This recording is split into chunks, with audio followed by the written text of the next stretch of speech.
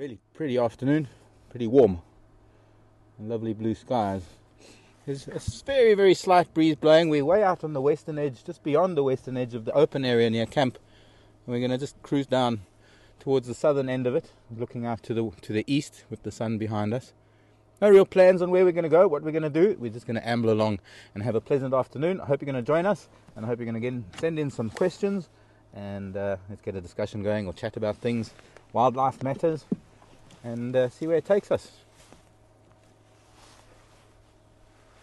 We opened up with two very nice trees, and the one in the foreground is actually what we call an apple leaf. The marula tree in the background is a tree that a lot of people know, but this one with the four fingers is an apple leaf. Not to say that they all have four fingers. They actually normally grow quite weirdly. They have intriguing shapes. This individual seems to be fairly straight. Apple leaf, on account of the young leaves in springtime having that very pale Granny Smith apple green colour.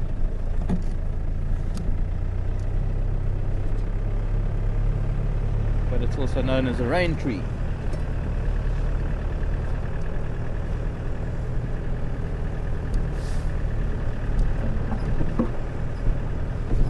Because it rains from that tree. In the heat of summer, you can stand under that tree. It can be blue skies and dry everywhere else, but you can stand under that tree in the rain. It is because there's a liquid that drips from the tree, and it's actually not from the tree, it's from a type of bug. A real bug, not just a bug, it's a real bug. A bug that sucks the sap. And it exudes a liquid that it stirs up into a foam. It covers itself in this foam to hide itself from birds and the sun and the heat. And on some of the really hot, humid days, that foam condenses and it starts dripping. And that is what causes its name, the rain tree. There's been a lion here, I wonder. Nobody really looked at this part of the world today. I saw lion tracks earlier. And this is a single lioness, a youngster.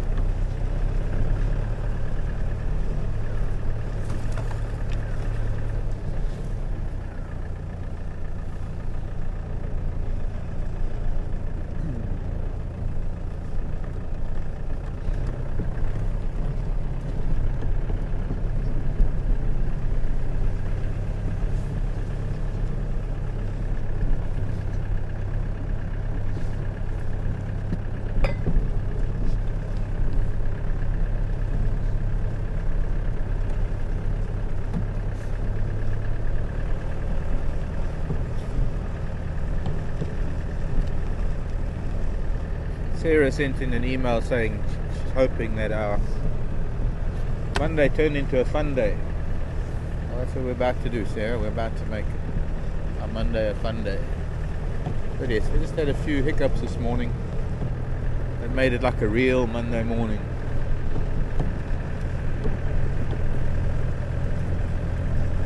But now things have returned to normal and there's no particular feeling to this afternoon other than a fun afternoon.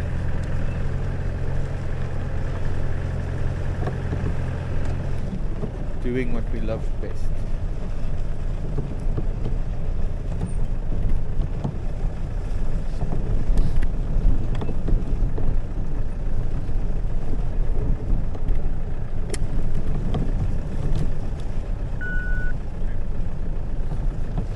Any station out on drive?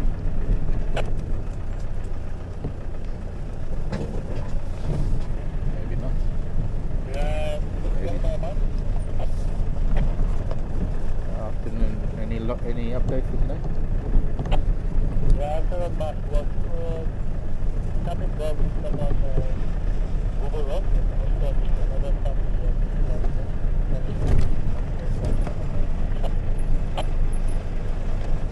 Okay, copy. Do you know if anybody saw Ngalam Konzo on Western Gowrie today? I didn't have something. Okay. Some Konzo heading south on western edge of quarantine.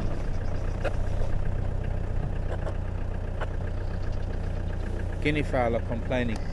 As we were coming onto the open area, I did see a very large bird of prey just flying across the treetops. These guinea fowl are all hiding pretty low in the grasses, and not going to be a ground predator, because it would be able to sneak up on them so easily. And my guess is that there was an eagle here earlier. We might be lucky enough to see it somewhere.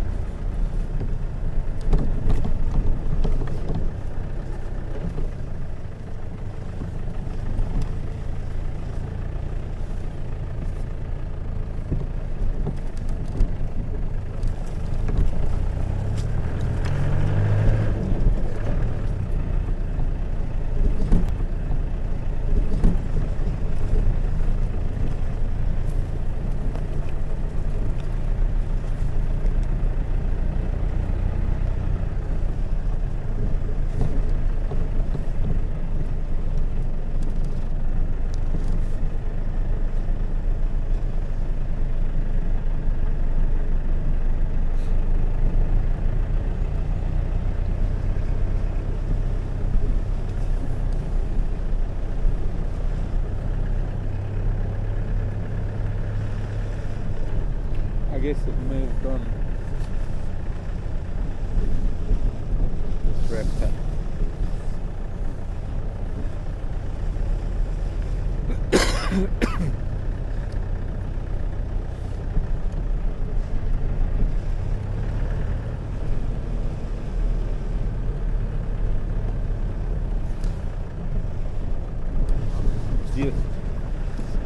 Oh, here it is. Marshall. That's one of the guinea fowl's main predators, and perhaps one of our largest eagles in the country. Pity it's going into the sun now.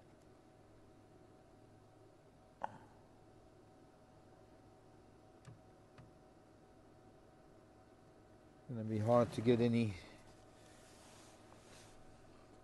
definition, but maybe as it comes around the next time, have a look, I'll show you. You can see a very pale chest and belly, dark neck. There's one other eagle that looks like this. It's a black-breasted snake eagle, which is half the size, but the black-breasted snake eagle has got white underwings with markings on them. Straight into the sun. Maybe he's going to come at those guinea fowl again. Let's try and go back a bit. This is an apex predator. In the way that a lion is perhaps king of the predators here on land, this bird is the king of the sky. Debatable, some say the fish eagle. Well, they say the fish eagle is the lord of the African sky.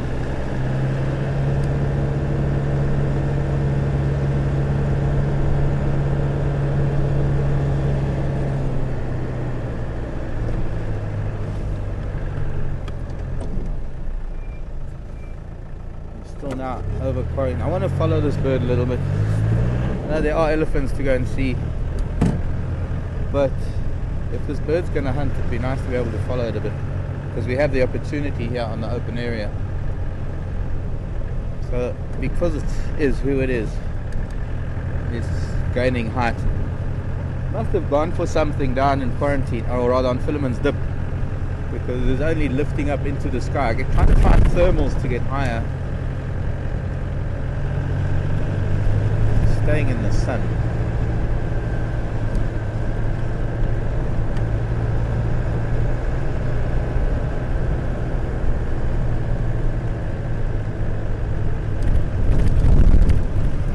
This is also a bird that can hunt from a couple of thousand feet. In fact, sometimes taking larger prey is better than hunting from a lower altitude, because coming out of the sky from 1,000 or 2,000 feet, this bird will hit speeds in pretty close to that of a falcon, excess of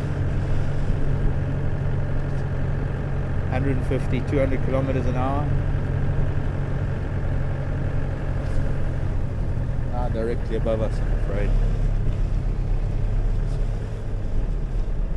And continually going north. I don't know, it's getting much higher. A lot of impala here. No, it's still about this. Let's see if we can try and get him when he moves away. At the moment, so much directly above us, it's hard to get the camera to point that high while still on the tripod.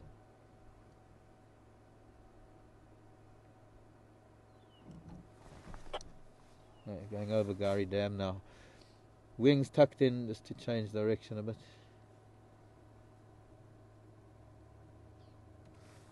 Wings are tucked in because it's dropping altitude now.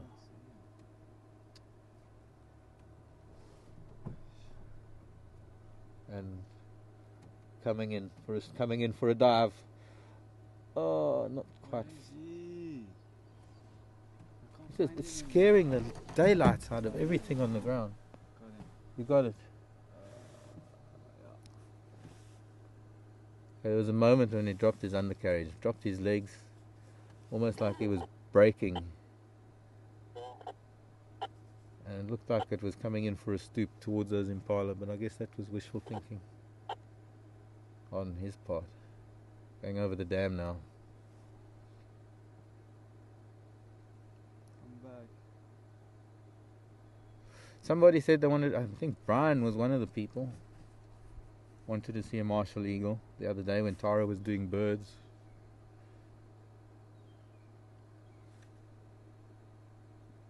Oh, there's another bird coming across. That's a batelier. Oh! I got it. Did you see it? Yes, I got it on There's a camera. batelier that came out of nowhere. Get out of my territory. Okay, whoever's zooming on the dam cam can pick him up now. Look over towards the northeast.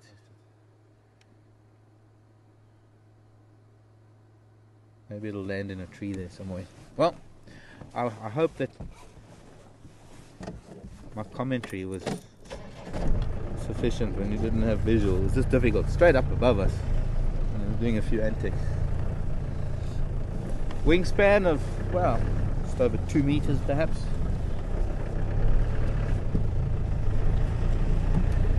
That was amazing. It was a little bit far to see, but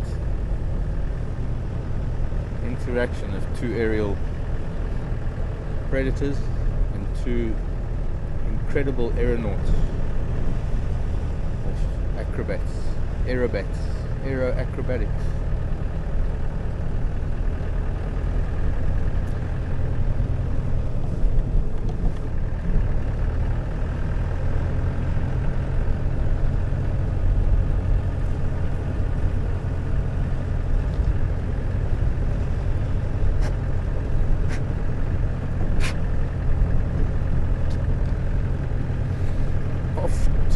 The elephants, the wonderful elephants of Oz.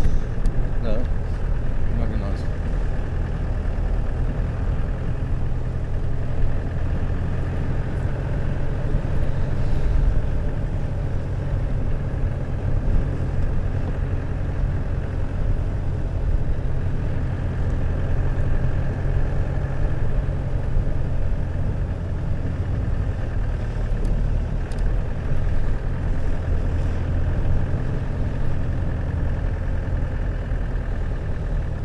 Marshall eagles are famous for hunting guinea fowl and monitor lizards, I'd say, are two of their favorite prey items.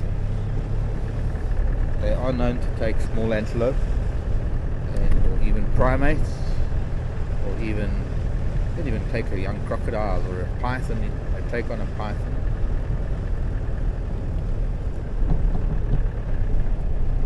I've seen a photograph of a Marshall eagle on a jackal. Killed the jackal.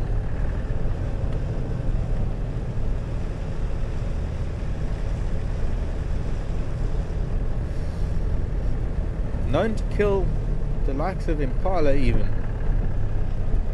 There was an incident here once upon a time where the owner, Yuri, witnessed a Marshall eagle taking a young impala near his house. Could even be the same eagle. Not likely the same impala. Impala don't really like flying.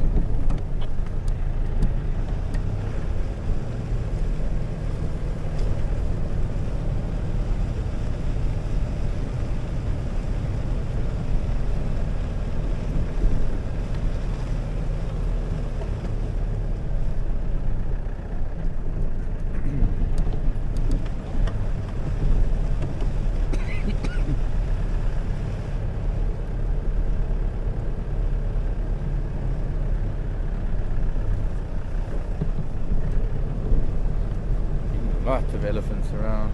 Gosh. I'm hoping to catch up with some. I believe there were some near Treehouse Dam. Also hoping we can see them at the water. Elephants are sometimes most fun then. Nowadays they're mostly feeding. But most of the time elephants are mostly feeding. They have to feed a lot.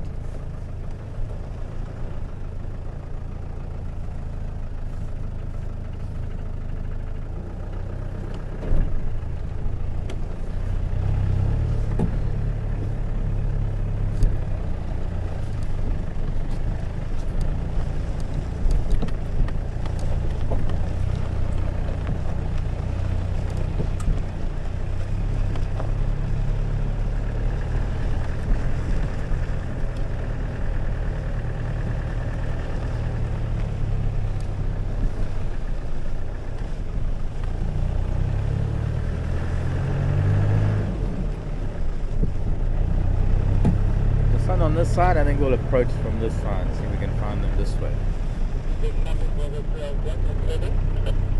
Oh, there's someone there already. Okay. Yeah, east-west cut line. Sorry, yep.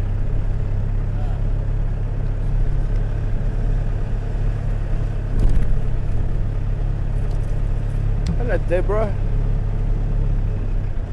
Wants to hear the hyena story. The one that took the sandal. Which sandal? There were two. Actually, there's been more over time. But since being here at Djuma, there've been two. No, one here at Djuma, one at home. One here at Djuma, I can only assume it was a hyena. It was my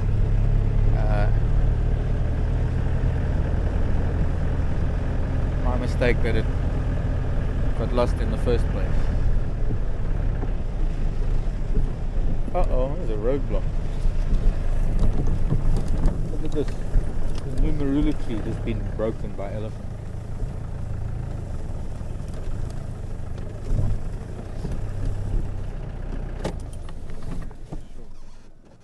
That's hectic.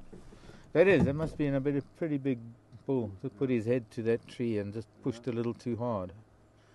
You can see just behind this there's another bush willow that's just been pushed over, and it has,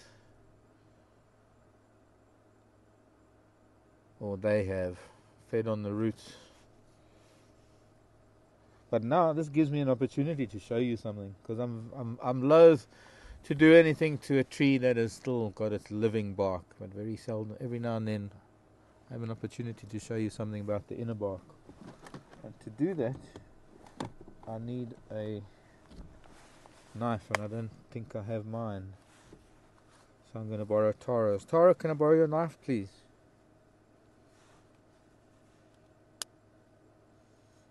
Nice one, actually. Sure.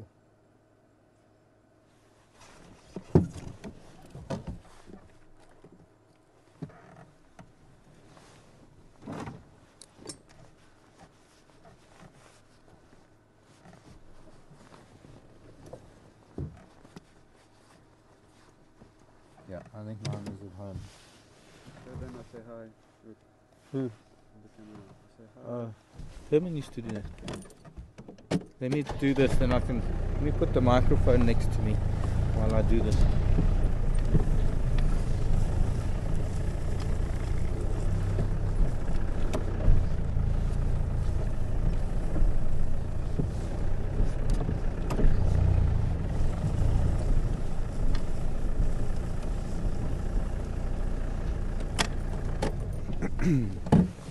Actually, get a nice cross section of the bark. I'm going to take this out of my ear.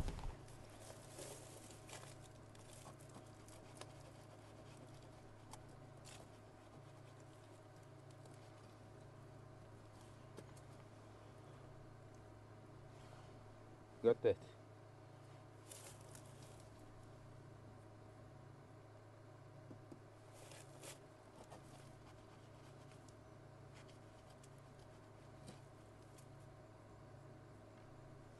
Still quite wet, but that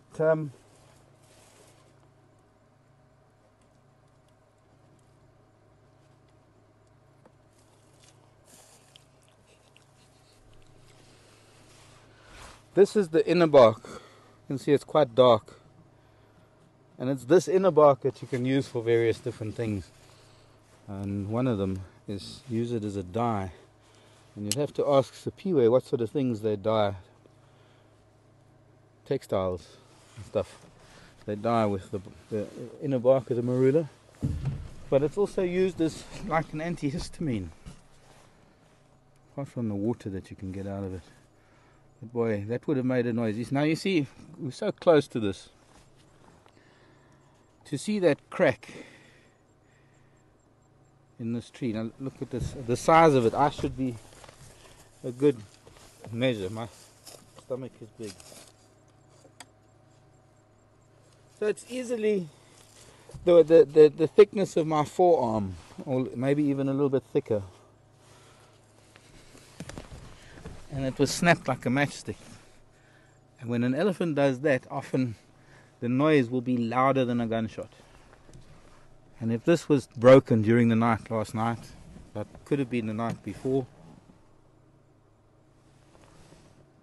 don't know. It might account for one of the noises that somebody said sounded like a gunshot. Boy, that would have made a loud noise.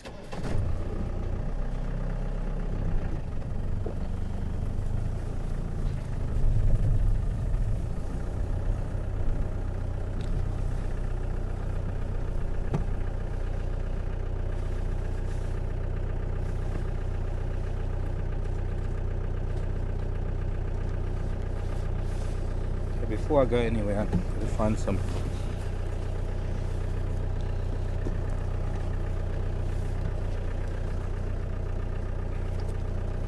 Tara would kill me with this very knife if I lost the sheet.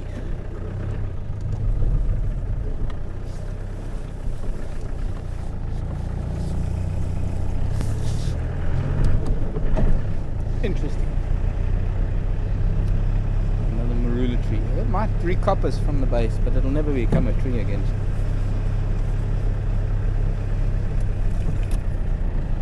Not likely.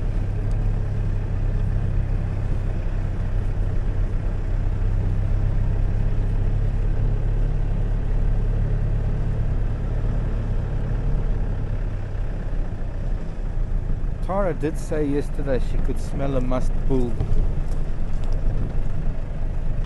Elephant bull in must. I smelt it a couple of days ago as well. I haven't seen him. It makes sense that it would be an elephant bull that would do that, particularly if he's in must.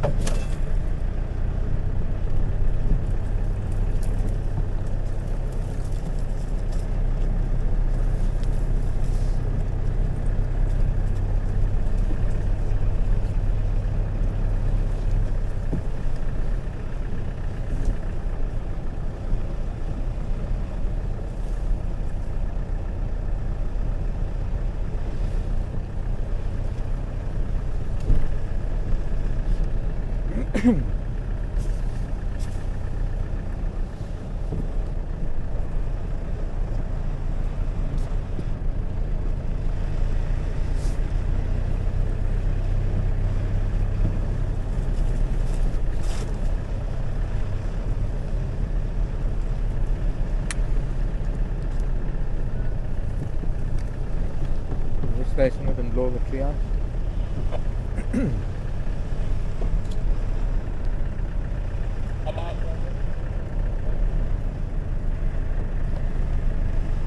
Able.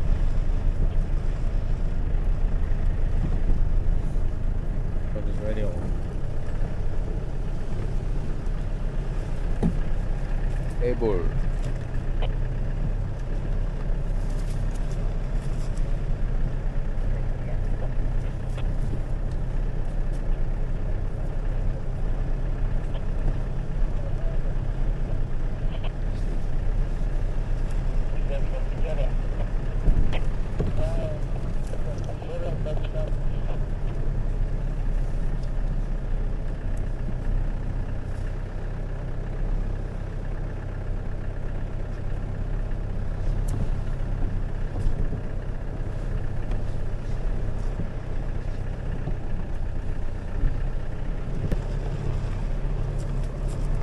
Be on the other side.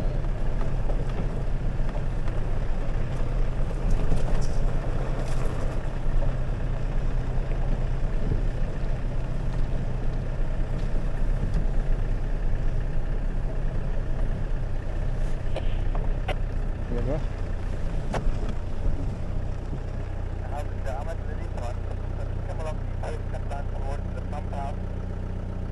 What is that? Are they sleeping on their sides? Looking at them from here, that is the first time I've ever seen this. And I say I've seen a few elephants before in my life.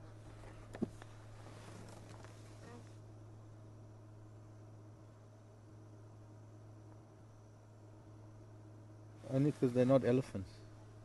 They're just buffalo. Hmm.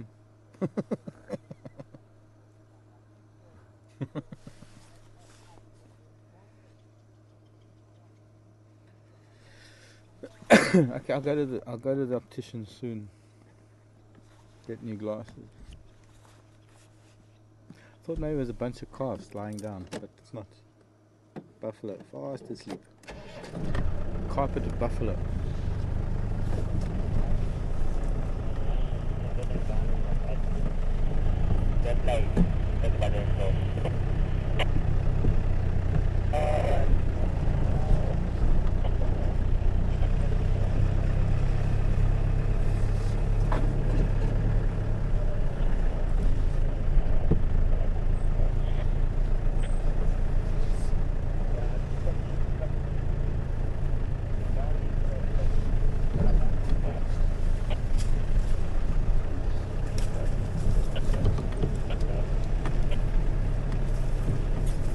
Able.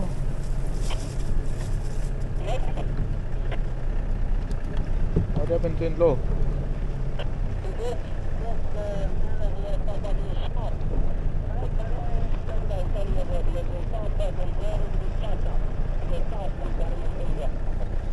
Okay, thanks.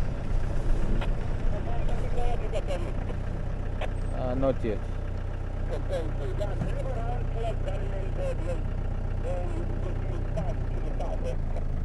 Okay, copied. Sorry, not stopping to say hello, Hippo. No antics today.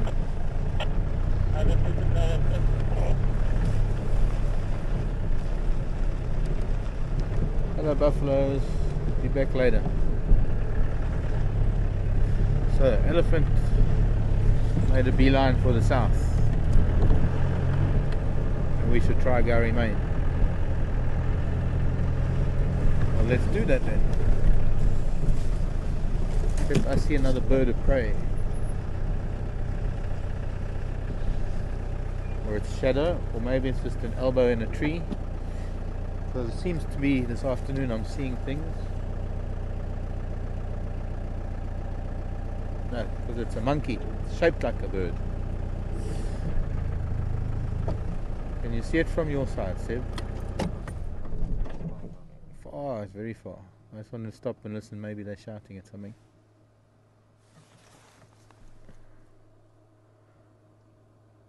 It's the second time I've seen monkeys today and thought they were something else.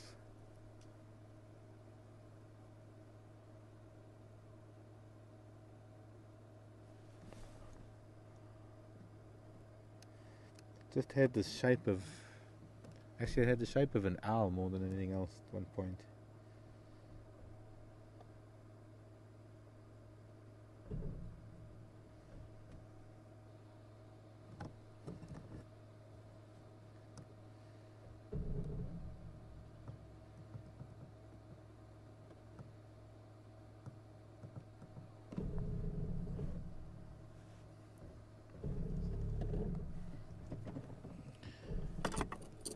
Good afternoon, Hilke, in the Netherlands. Hilke. I don't know how to pronounce that. Hilke's asking, why do elephants push over trees? Is it for the roots? Well, Hilke, it's for a combination of reasons. It depends on what the tree is that they've pushed over. Here, for example, this is a zebra wood. These are very, very spiny branches. They don't get to the branches very much, but they've pushed over this particular tree. And I'm not saying they do this with all zebra woods. I have to, when I answer a question like this, I'm only referring to the one specimen that I'm referring to, because there's always exceptions. But yes, for this particular zebra wood, that was to get to the roots. And at the base we can see how all those lateral roots that were coming out of the where the root, the tap root starts, all those lateral roots have been broken off and probably been dug up and eaten. But this is some time ago.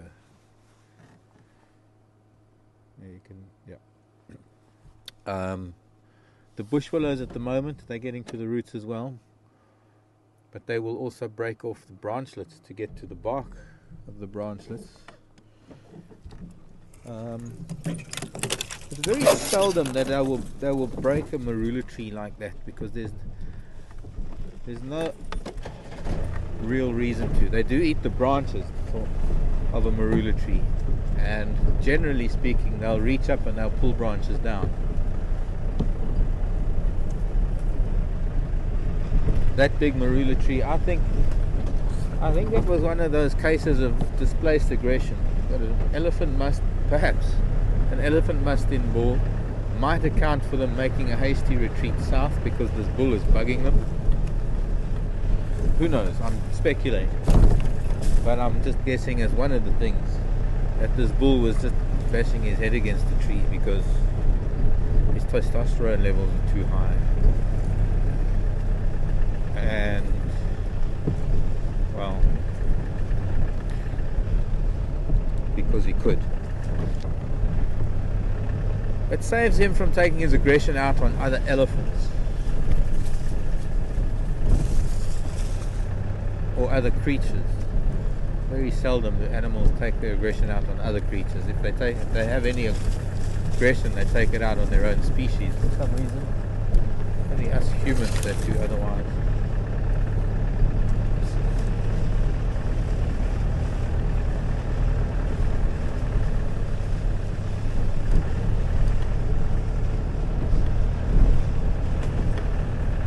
Normally to get to fruit, our big bulls learn how to shake the tree, they bump the tree, or they'll also pull down branches, but they'll also be happy feeding on fruit that falls to the ground.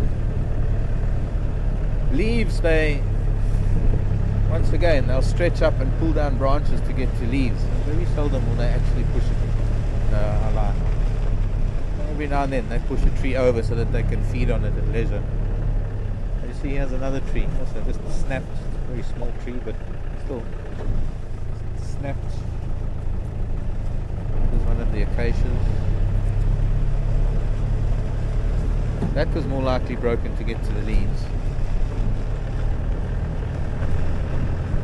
But none of this can be seen as destruction. None of this can be seen as a negative. It is the consequence to their feeding and their being present and they're just being elephants. And they're as much of a part of the cycle of life as the trees. The trees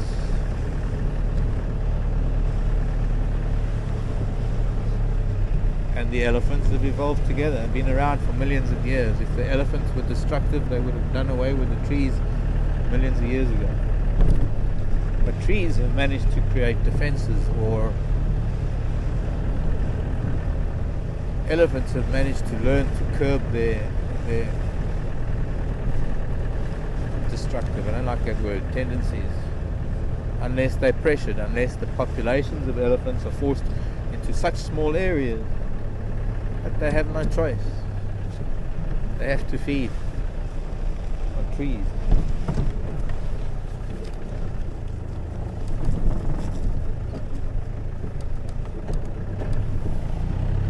So, let's see if we can find them. Coming on to Gowrie Main.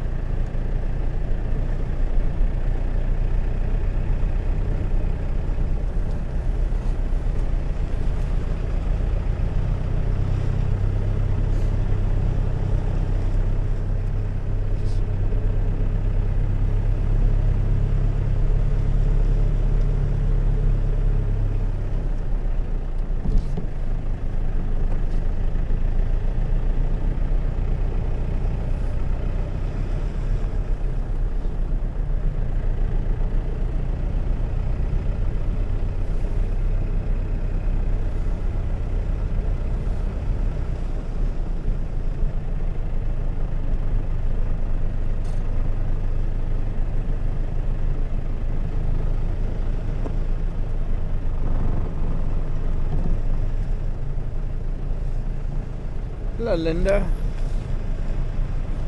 If we find these elephants have crossed, or we can't find them at all, in fact, they could be in the middle of this block. I was thinking of doing just that anyway, because there were reports of elephants at Gowrie Dam or up on Mvubu Road. Linda's saying that on Djuma Waterhole Cam you can hear elephants, and it might be an idea. Oh, on Sunday night?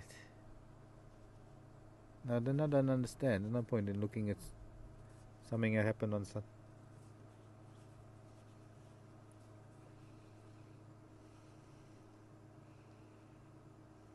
Oh, to see if there's damage.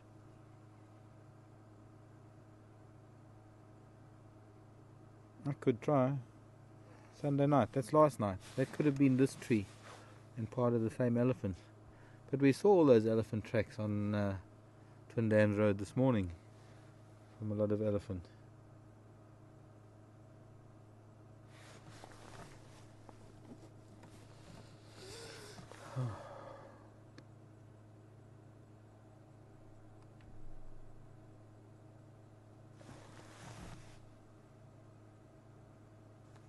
I can't hear anything.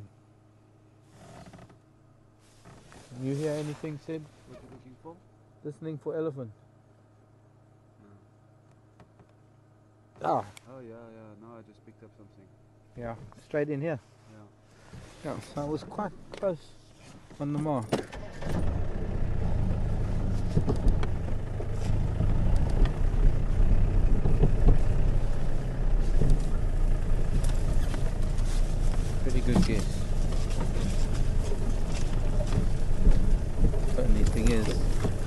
Alan, if Alan's here, these are monkey oranges.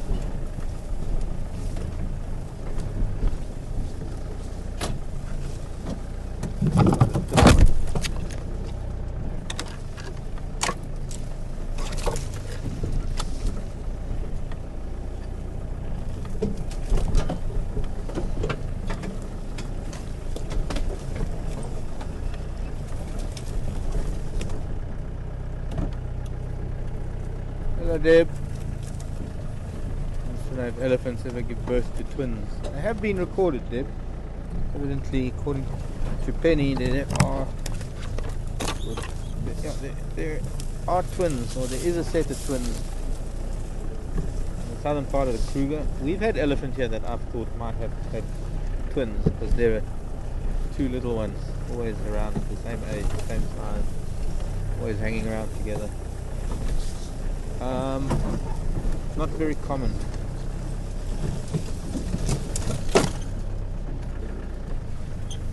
This might not be a good idea, only from a point of view that they're quite thick and not much we'll get to see of them. But let us see.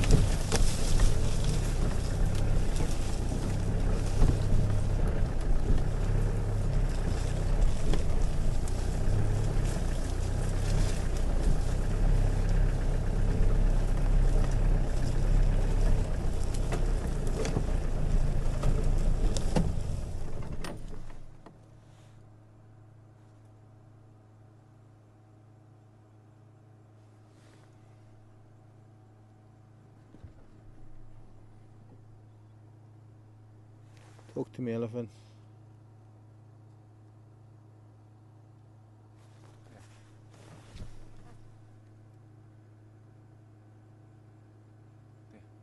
You hear that? No, but I trust your judgment. Make a good team that way. You hear better than me on the back.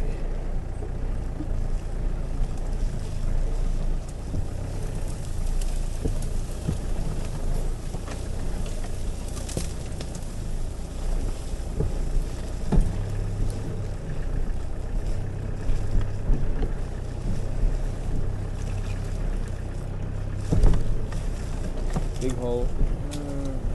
Missed. Found another one instead. Aha.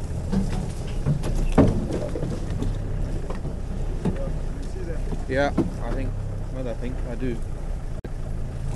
See a big grey shape. Now, place I want to go, blocked by a tree stump. Good, this gets us a little bit west of them. Get some good light on them.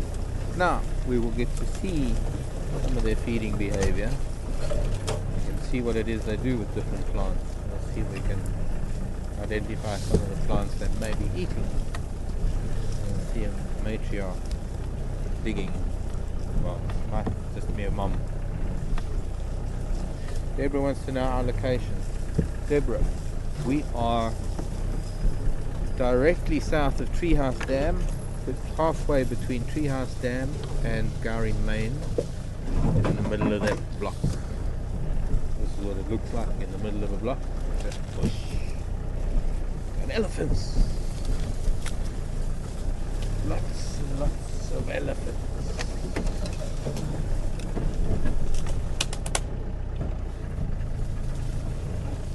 So we stop here and watch them and listen. Maybe they'll come and say hello.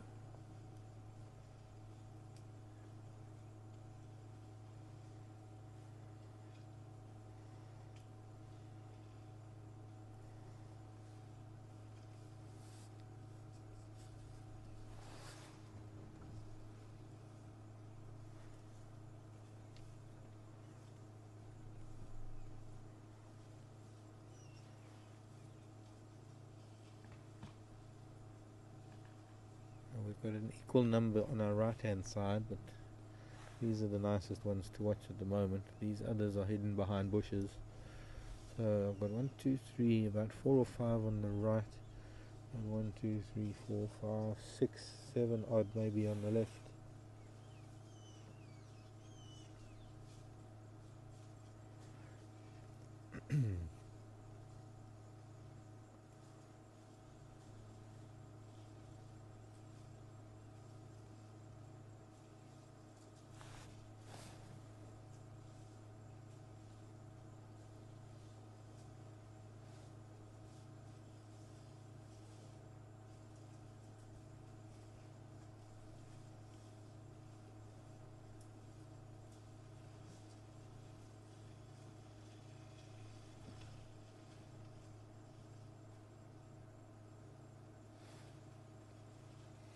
In the process of feeding, whether it's just stripping leaves or stripping bark and letting branches fall, or pulling branches from trees, or even to the extreme of pushing trees over, believe it or not, it's actually a constructive act. It's actually, it has constructive outcomes, or how else can I put it?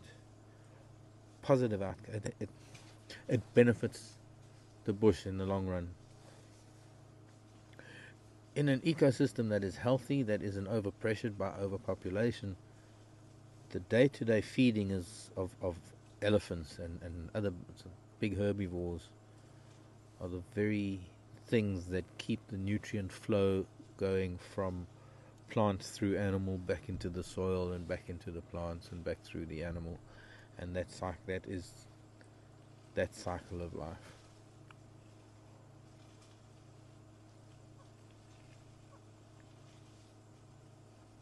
Those trees that are pushed over, especially the big thorn trees, look, it's going to break, bringing a branch, breaking an apple leaf. Now we're getting to the point where we've got elephants approaching us from all angles, and we don't know where to point the camera first, because she's just too gorgeous, this old girl. It's late afternoon light on her.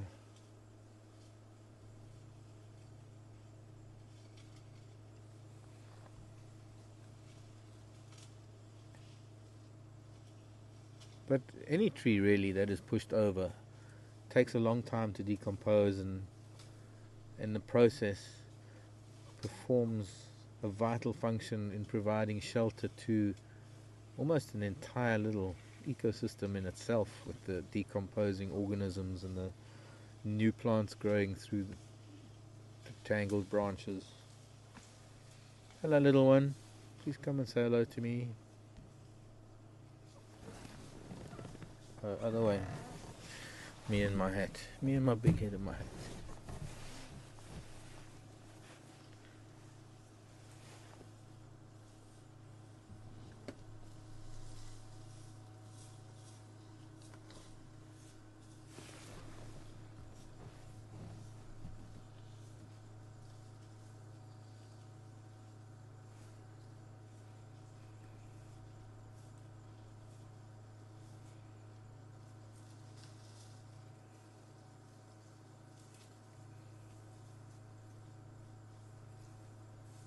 Hello, baby. Hello, baby. Hey, little boy. Gonna break that big tree next to you.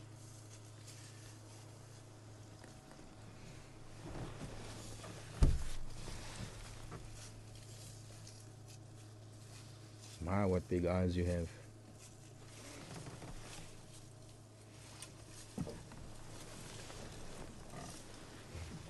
You see, one of the things that make this so special, and there have been many times that you've been along on the ride with us with elephants. Now we're completely surrounded now. We're in elephant. But very often we've been with elephants, we drive up to elephants and we sit with elephants.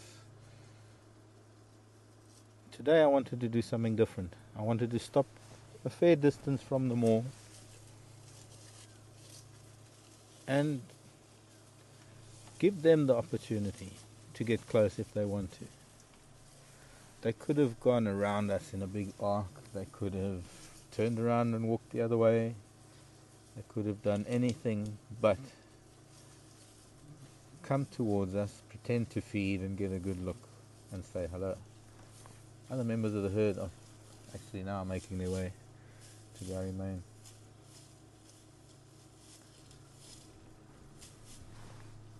But yes, we've just had a wave of elephants pass over us. Actually, the rest of the wave is still moving.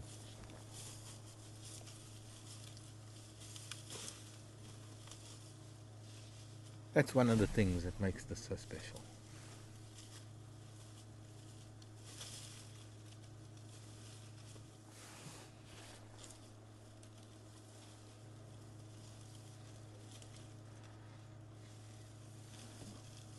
Elephants choose to do this.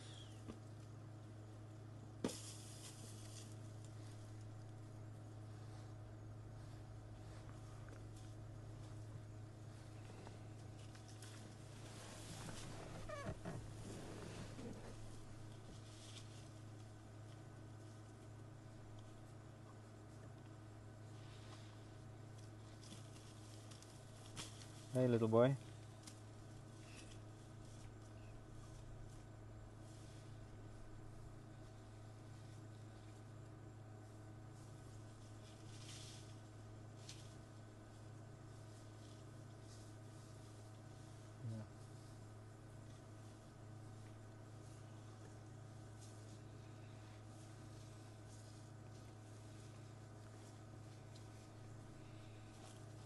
I think we'll wait for this last one. Mom and her calf still coming up before we disturb this peaceful afternoon with the sound of the vehicle.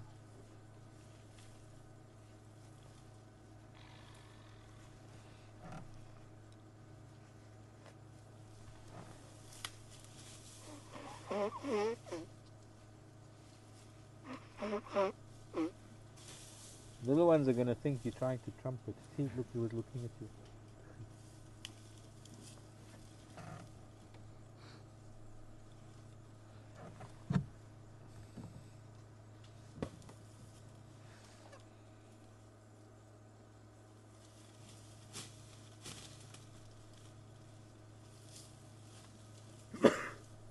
Bless you. Bless you.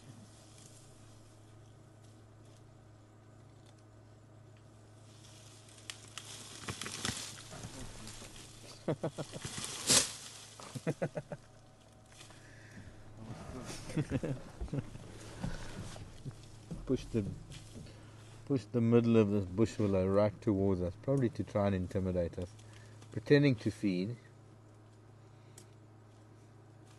And the top of the tree whipped down only feet from the vehicle.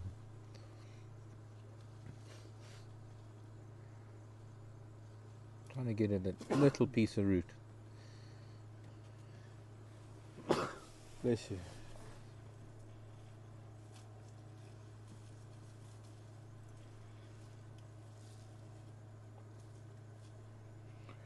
Hello, Kevin. Bless you, Seb. Kevin wants to know how I found the Ellies. Again.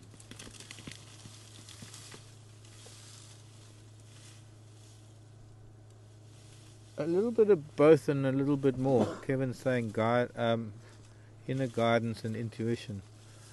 Yes, it's a bit of that. A bit of the fact that I have this magnetic attraction to elephants. Combined with Seb's hearing and elephants making a noise. I knew more or less where they were. It was a matter of sitting and just listening for a tree to break or a branch to break, and then driving a little bit and then triangulating on that sound.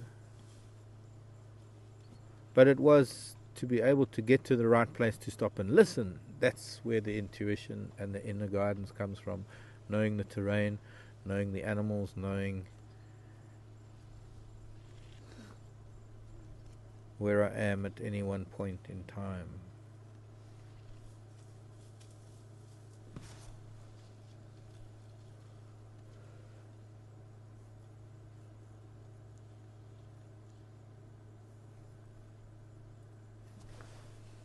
She's taking a pretty merry time, this old girl.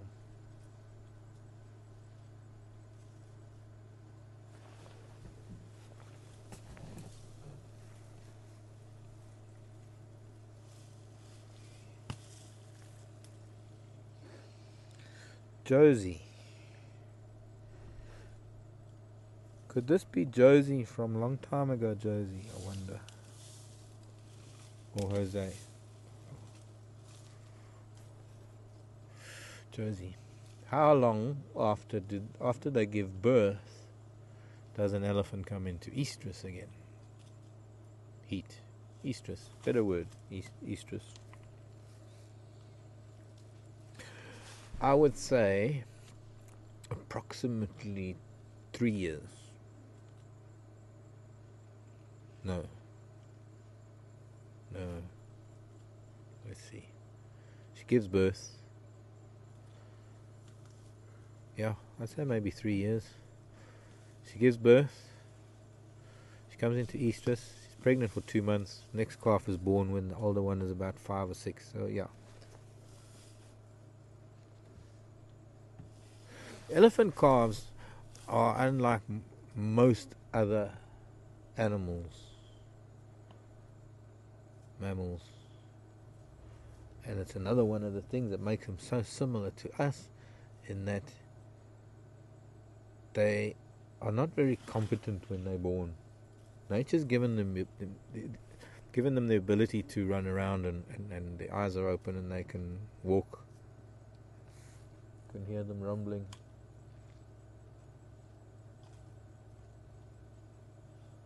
You can hear and feel them rumbling. I'm sure they're calling this cow to get a move on.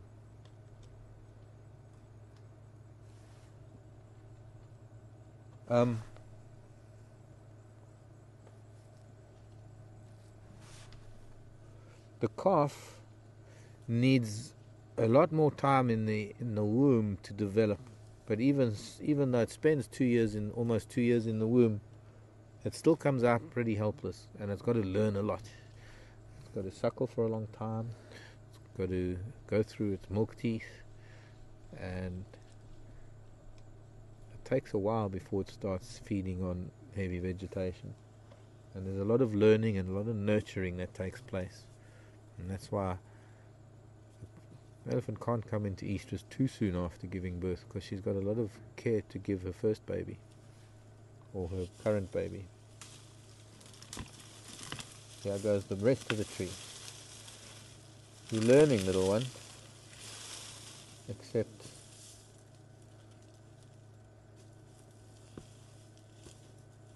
and then it uses the foot to it's trying to hook the lateral root that comes out of the base of the tree. It's trying to hook that with its toenails, or it's the heel of the hand, or the back of the toe. Actually, it's not really the heel of the hand, because that's much further back.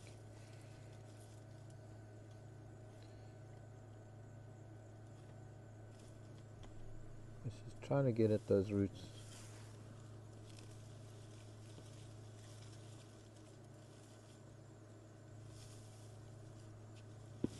There we go. There we go. That's what it wanted. Kick the root up, and now twist the tongue. I don't know if you can see that. It's twist the root around the trunk and then kick it with a foot to break it off. But she has the other end in her mouth at the same time. And she's learned all of that from her mother. Yeah, she comes, finally. She's smaller, so she's not even... So the big one we saw first, she was the matriarch.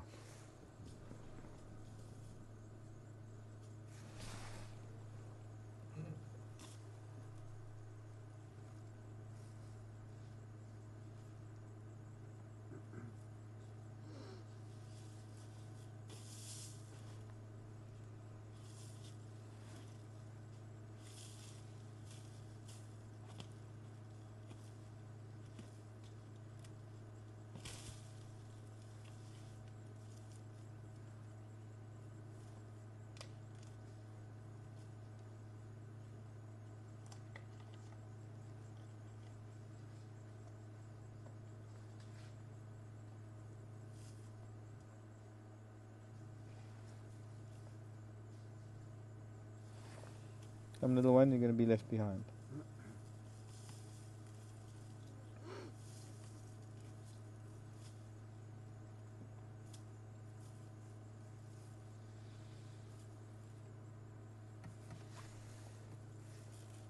Lovely.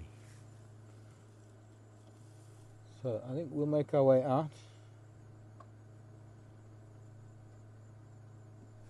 Or turn around at least. Follow them out.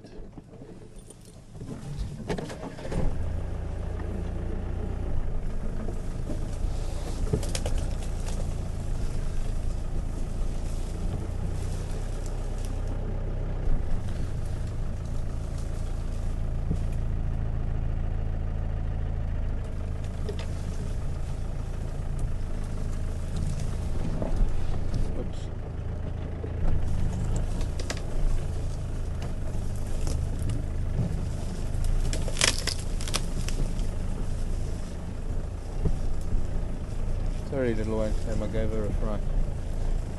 But also, she just suddenly woke up. She wants to go back to mom. Interesting tree. I don't think I know what it is.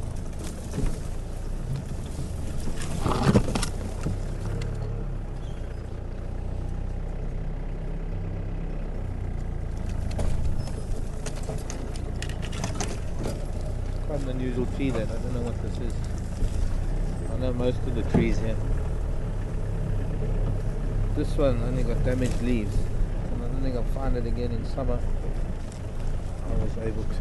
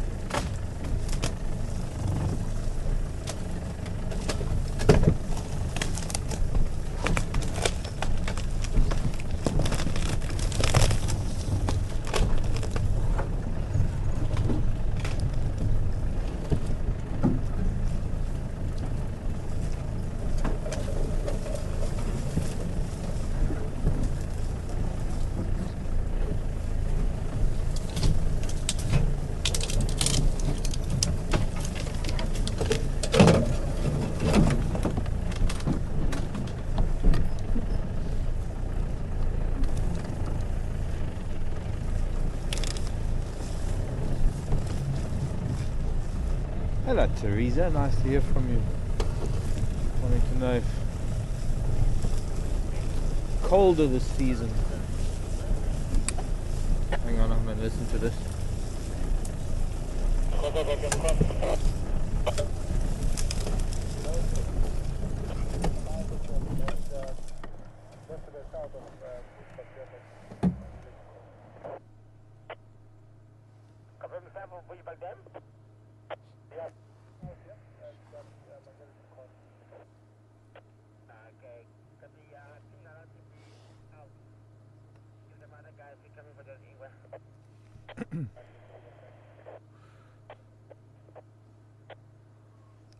Mako and Ingwe.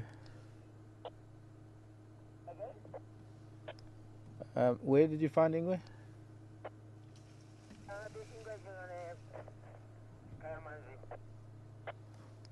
Thanks. Manzi.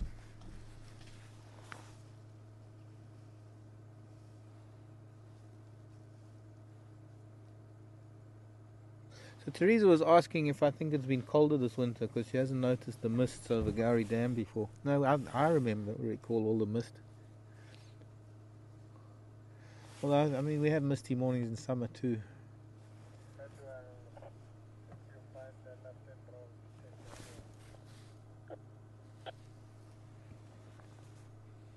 Can't get the root out with feet or trunks, so it bends down and bites it.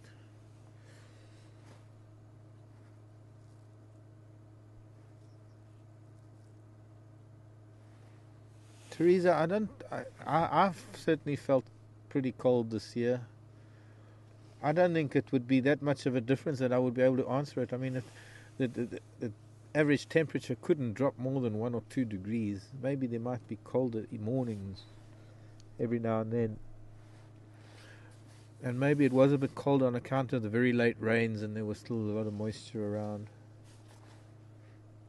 But then I am getting less and less tolerant to the cold.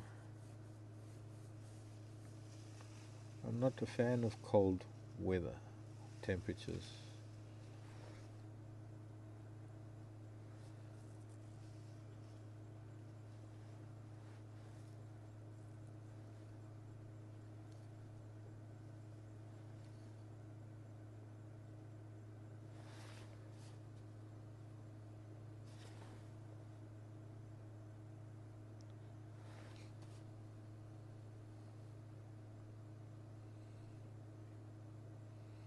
Let's put it this way, I bought myself a heater to warm up my room.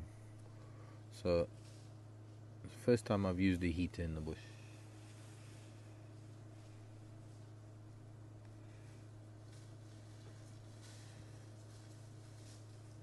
Hello, naughty child.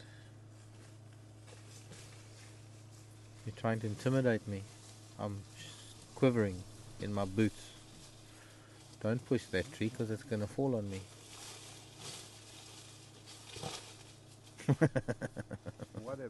Whatever, you know. Came and grabbed a piece of round leaf teak and ran off with it. Ooh, I'm shivering. Still, give it credit for taking on the Gunda.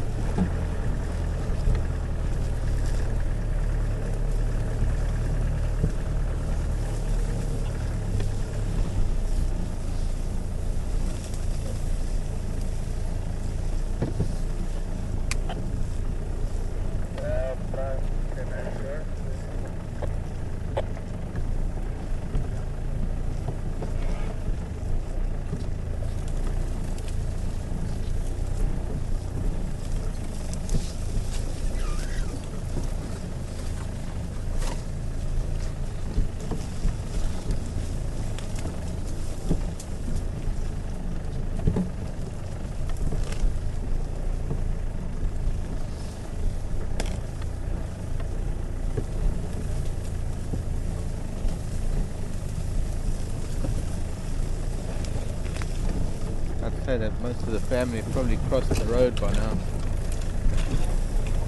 Little ones running to catch up. See if I can get out quickly also. Catch the last of them.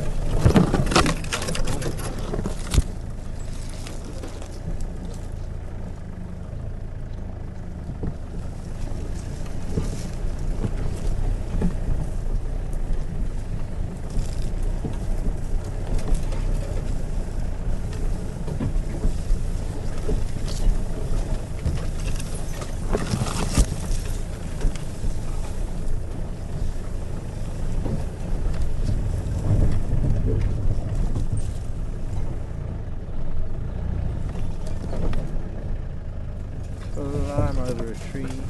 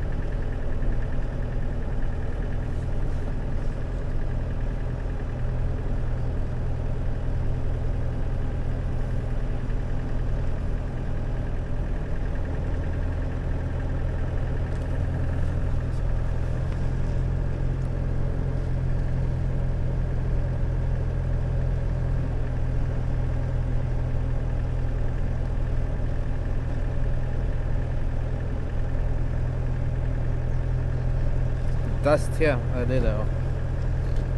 And there they are, they're still coming out. They haven't crossed yet, they're about to. We're going to watch them go, watch them leave. See who we're going to watch. A bit of dust here in the sunlight.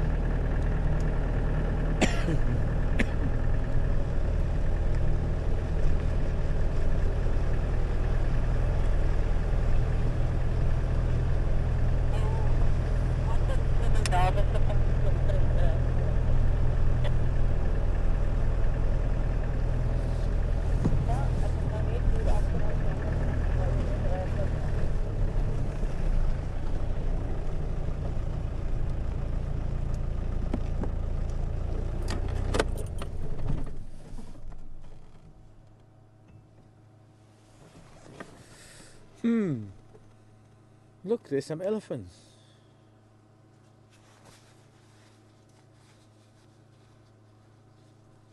We should go and see the old girl, rather sit with the. Let's go and watch the old lady for a bit. She's the.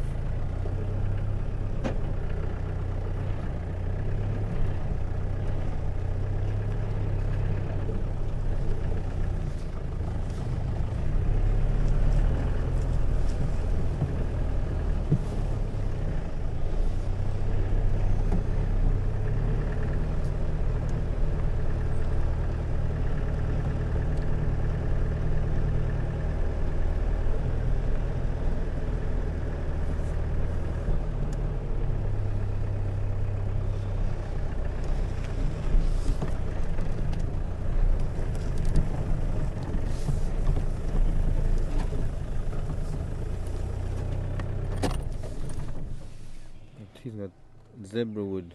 See now, that's why I said when I had that zebra wood earlier, I wanted to use that as an example only for that particular specimen, because what she's doing, she's actually chewing the base of the tree itself now. And she just tosses it aside. Sorry? Huh? Oh, I thought you were talking to me.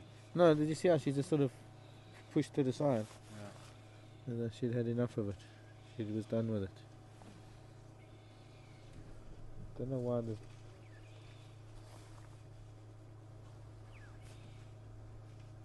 Oriole is making so much noise. I'm trying to do the same now.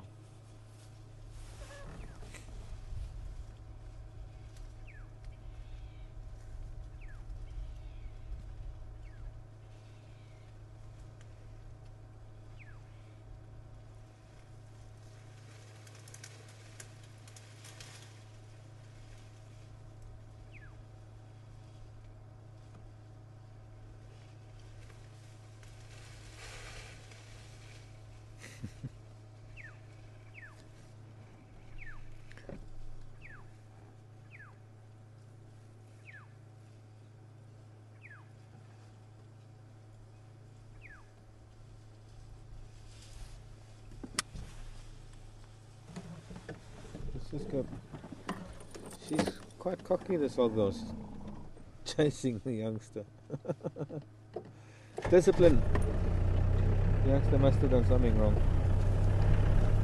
So if any Eastern Stations copy the small ambient law of that little Gary entrance.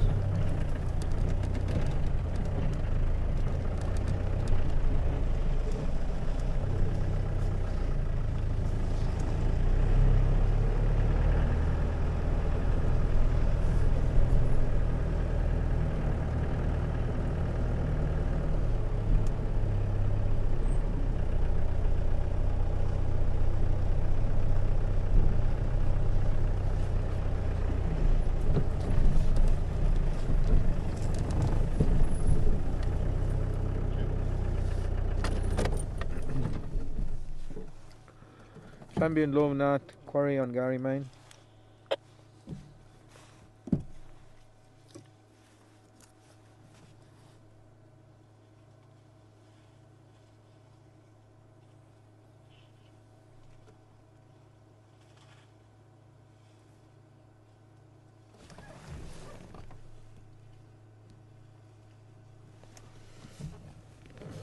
Well, there's no bull with this crowd, so whoever broke that tree wasn't with this little family group. The big marula tree that we saw.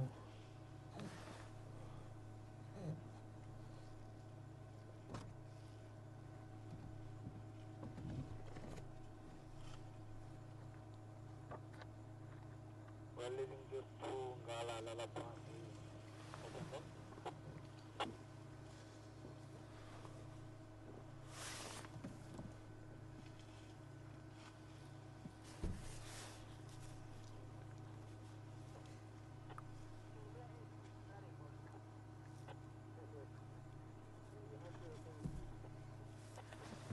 Sorry, Craig, not getting that.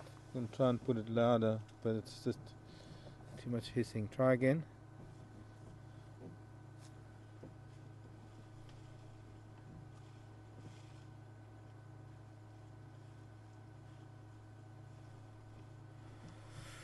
Jilly in Wisconsin.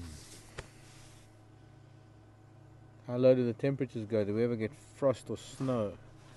No, we're fairly low altitude here, Jilly, so we don't get that cold. You see, it's all relative, really. When I'm dressed in 6 to 8 layers of clothing, it might not be anywhere under 40 degrees Fahrenheit.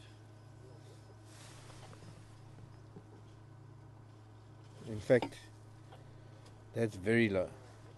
We're probably very seldom below 45.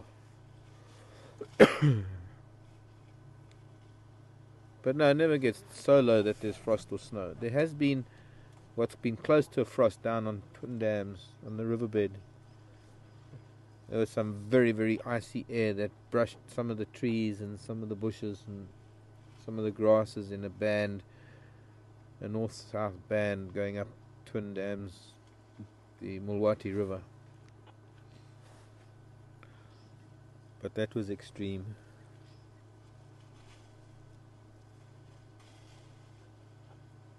It was probably somewhere close to frost.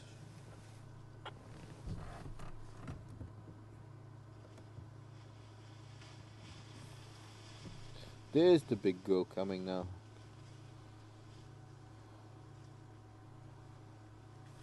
Now we get almost the whole herd together.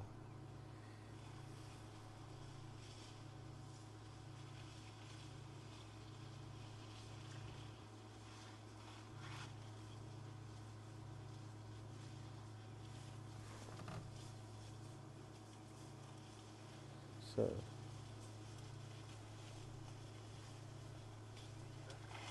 yeah, about 12 of them.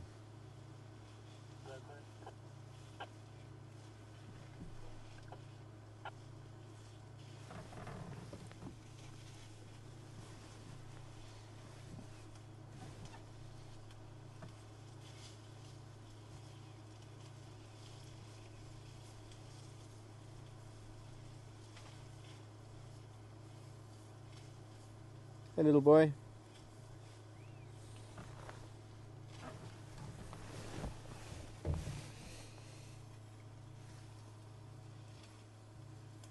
Precious child. About a 5-year-old.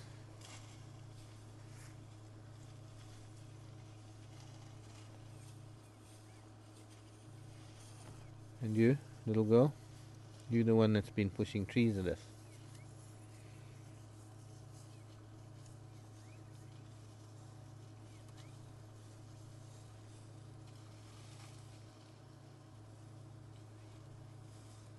Maybe about 6 or 7 years old.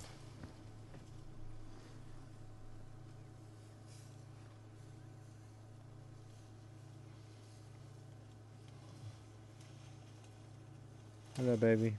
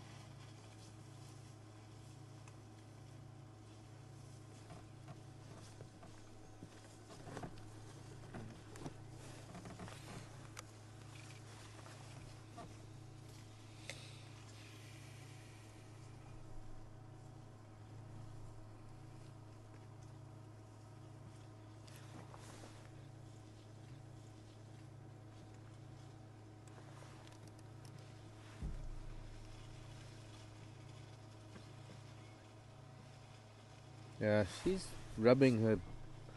She was doing that on the other tree. Pushing her left tusk into trees. I wonder if she's got a tooth issue. Rubbing on the left side of her face there. Or just an itch. I think maybe just an itch where the tusk goes into the lip.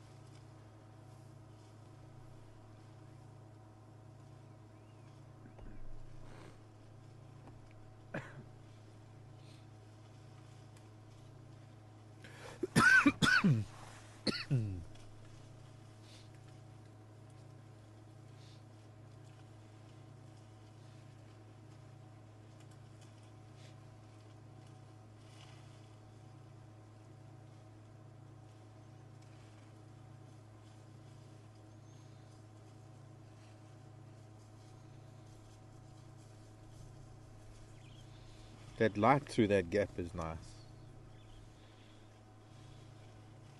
If they kick up a bit of dust.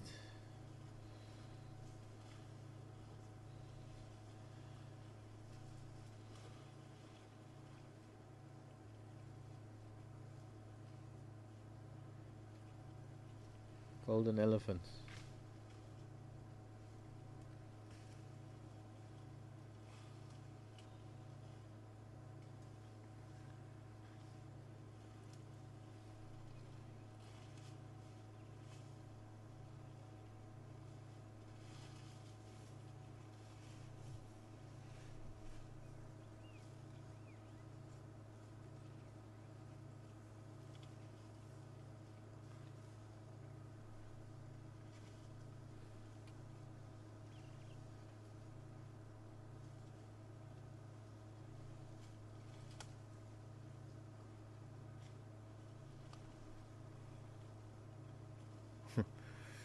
That bush where they're feeding now with this matriarch, it was the thickest green bush in around here, and they've stripped it of all its leaves.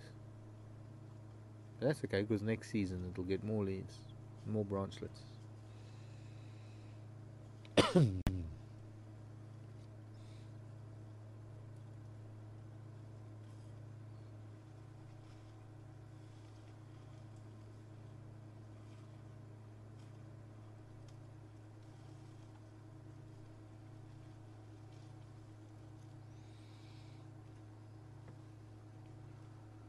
break the sign.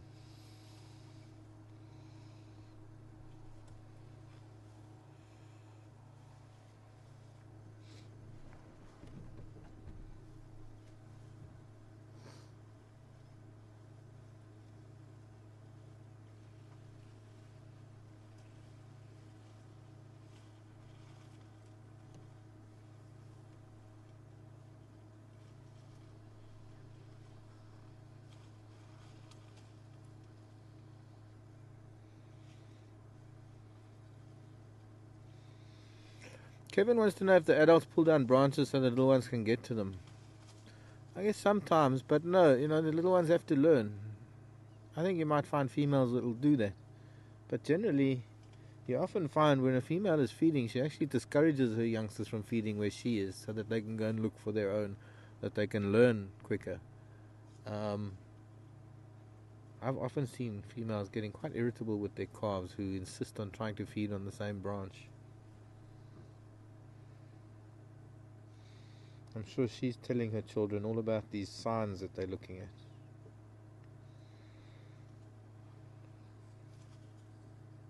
The youngsters are looking at them awkwardly.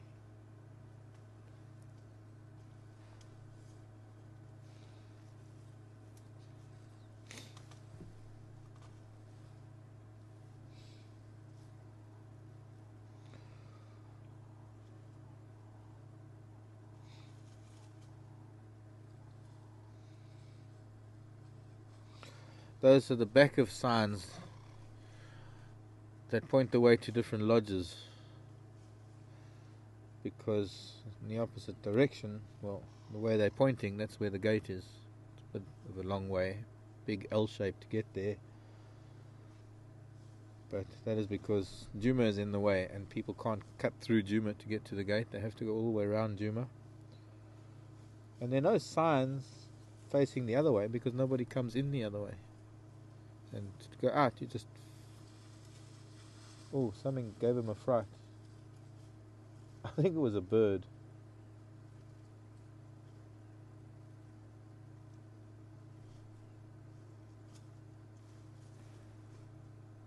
That was weird. There's a dove that was... I don't think it was a dove that... Look. He's playing on this tree stump, this little one. He's making up his own game.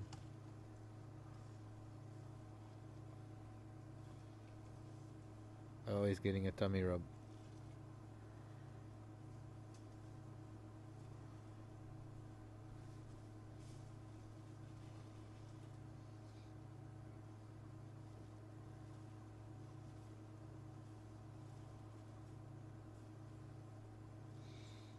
Extra couple of ellies moving in the quite deep in the background that we haven't seen yet. That might take total up a little bit more. Let's see, 1, 2, 4, 7 there. 1, 2, 3, 4, 5. Also here. There, see, she got tired of him pushing him on. And poke him in the butt with her tusk. Move on, child. Get out from under my feet. You always have to get under my feet.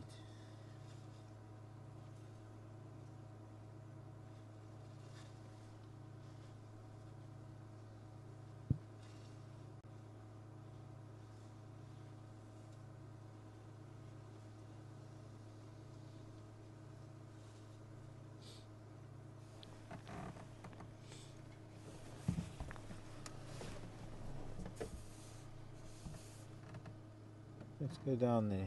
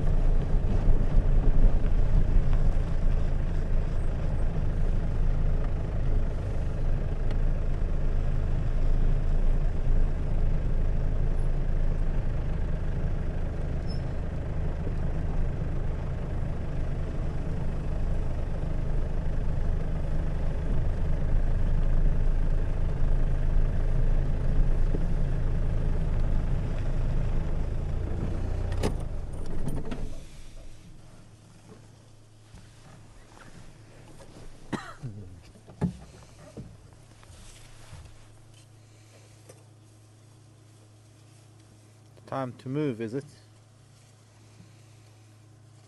Across the open area. Get back into the bush line. 1, 2, 3, 4, 5, 6, 7, 8, 9, 10, 11, 12, 12 or 13. 10, 12, I think. Still couldn't figure out how many there were. 12 or 13, I think. I need to put on a few layers, so while you're watching them disappear, I need to get some clothes.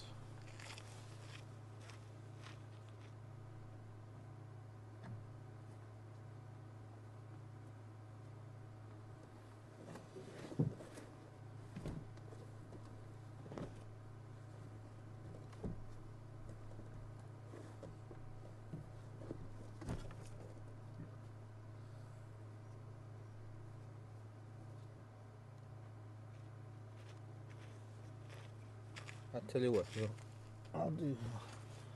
we'll go on to Zoe's Road, and we'll stop there and we'll watch the sunset, and then I'll put my layers on. I've got a few layers to put on in preparation for a cold evening. Goodbye, elephants, thank you. Don't even get a glance back in my direction.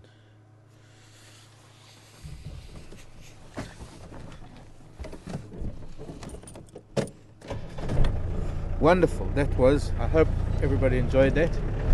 Josie from Florida. Hello there. Not Josie from some time ago. New Josie. Wanted to know how old the elephants before they can breed. Josie. Right, well, their puberty, their age of puberty is very similar to that of ours. Young females can come into estrus for the first time. They go through puberty as early as 9 or 10, but they're likely to only have their first calf at around 15 or so.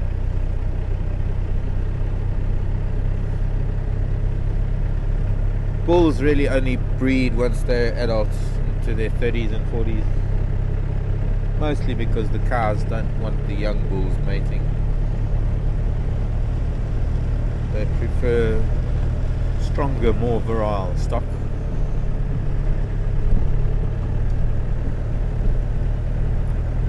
As I say, humans and elephants are pretty much on a par when it comes to aging, and dare I say it, virility? No. I'll go there.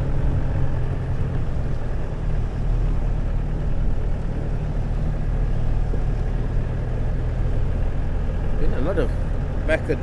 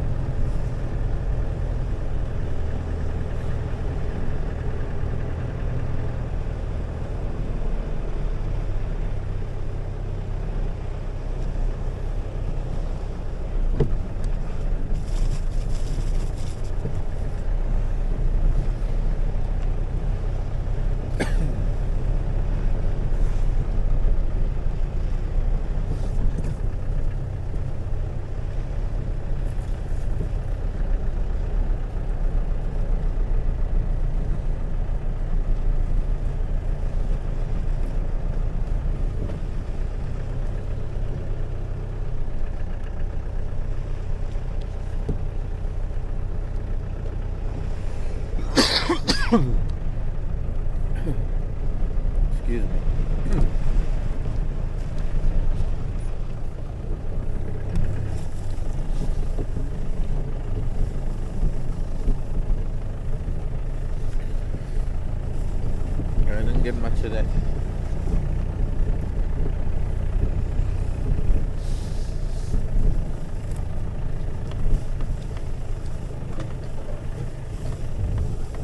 should be that tree or the other one, the thinner one, the big one.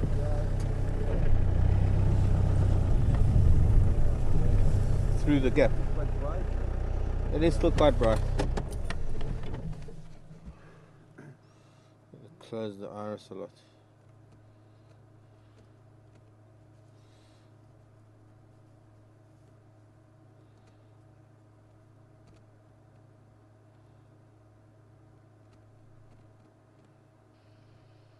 No.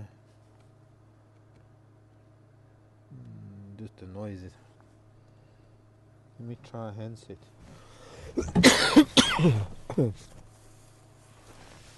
Right.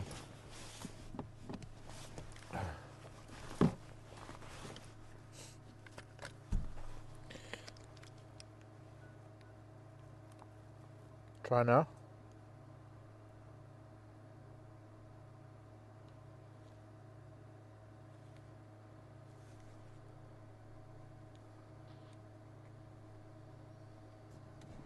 No, there's nothing coming through at all. Just crackling, and it's very loud. Not even your voice this time. Okay, so I've got to put on layers, folks. Excuse me.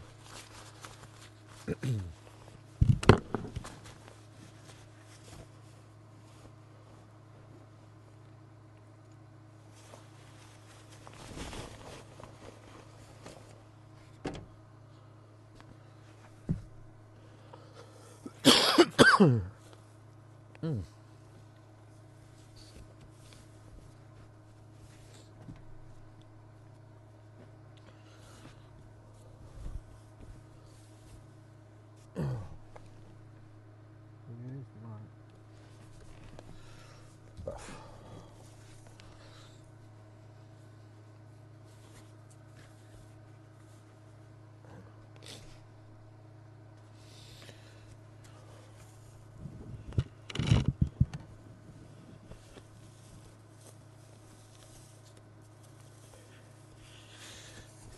Two, now the third one.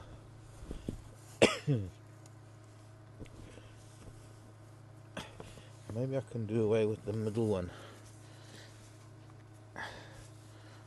This one on. And then the other two after that, and then the jacket.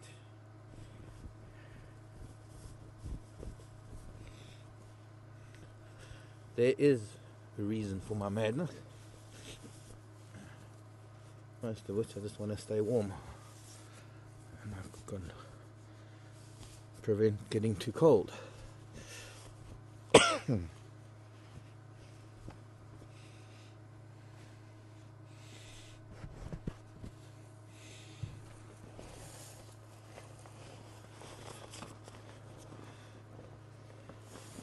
with these few layers should mean I don't have to put on a jacket for a while. Jackets are so limiting in movement. Oh.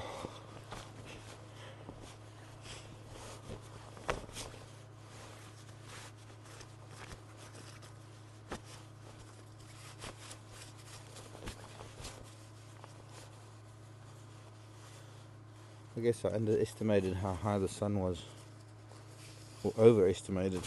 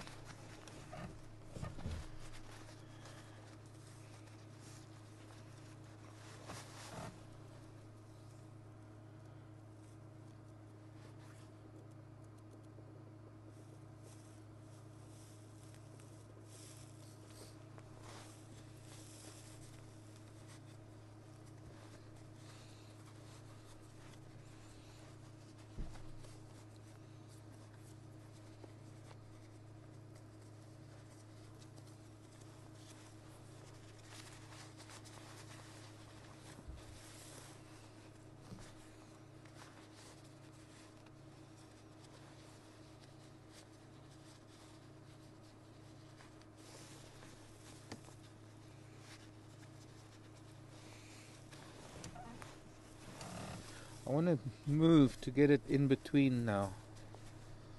Between that fork.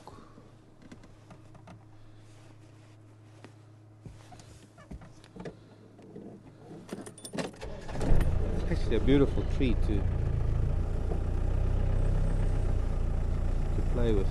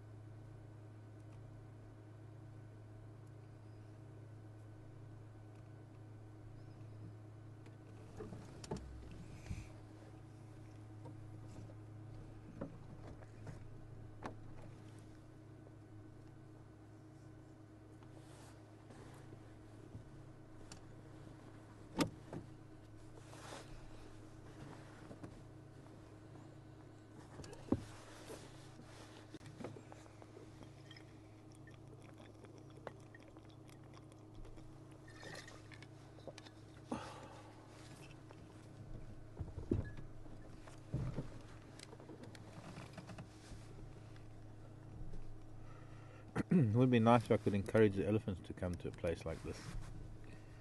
Get them in the sunset.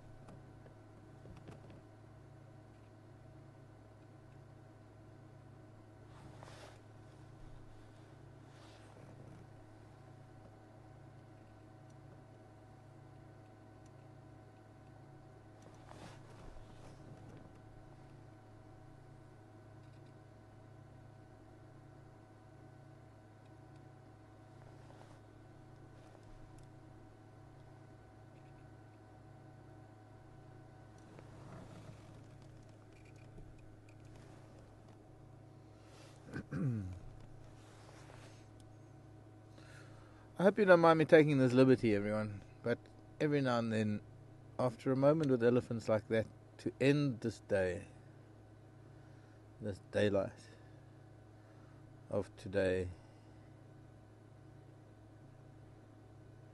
it is a poignant moment in time.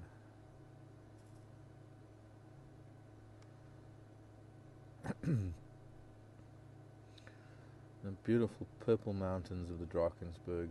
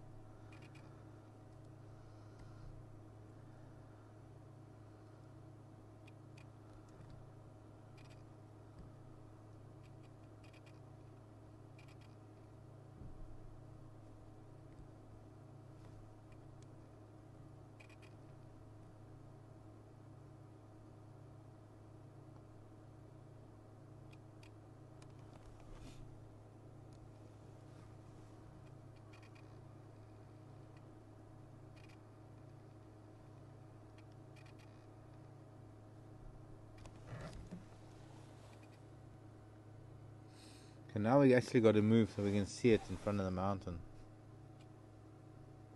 Or maybe just to keep it in the fork of the tree. Don't even move it.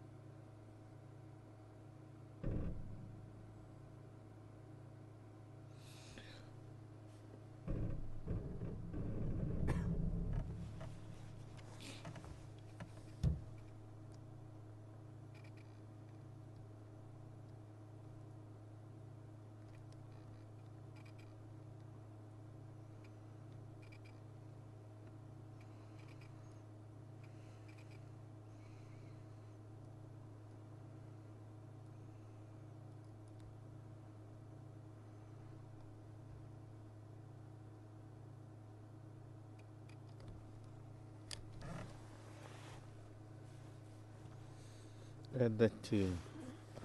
Just been taking some photographs, and I'll just go. I have so many. Almost every day when I'm at home, I do that. I do this exact thing.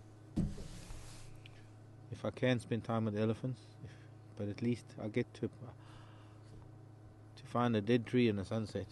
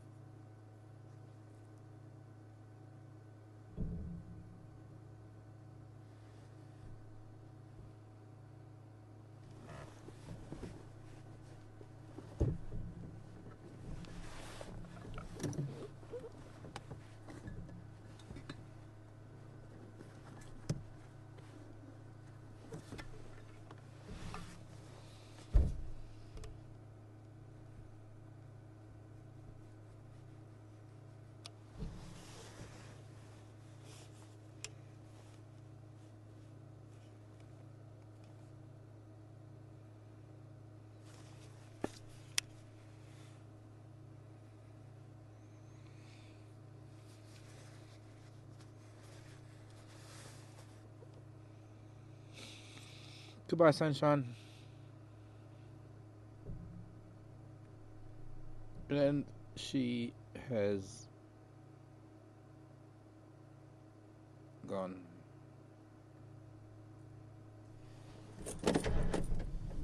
Oops.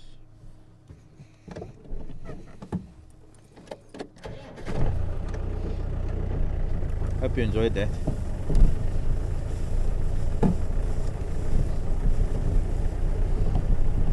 African sunset.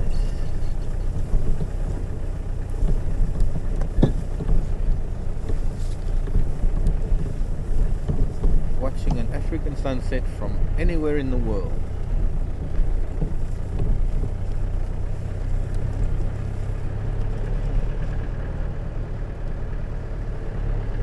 Breaking up.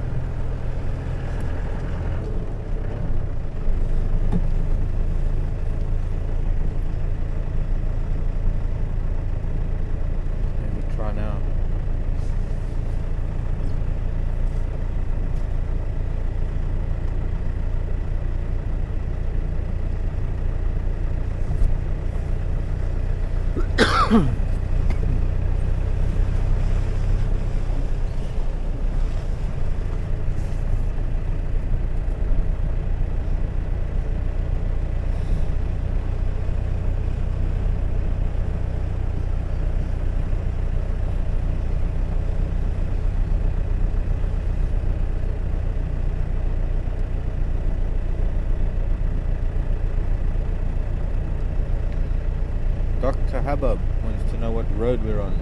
We'll get the rest, but this is Zoe's Road. We're heading north. Just come onto Zoe's Road. We were watching the sunset from the junction of Philemon's Cut Line and Zoe's Road. Oh, hello, little kudu girl.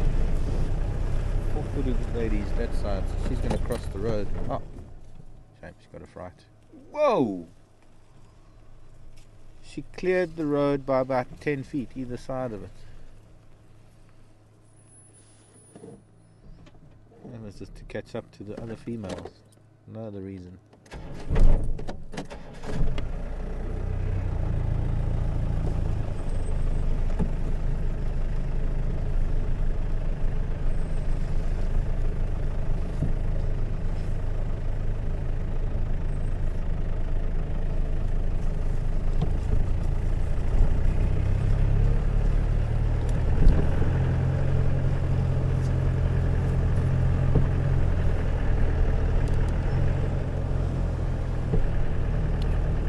pardon if I found mine.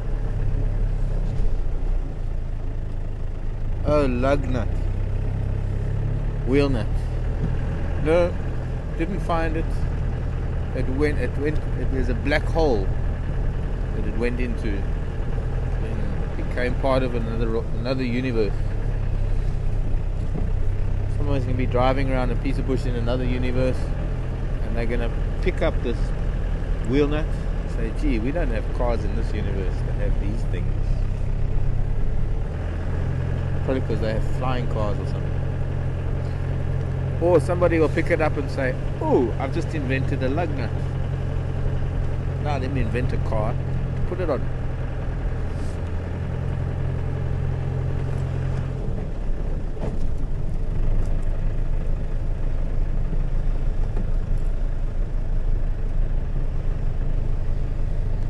Debbie from Illinois.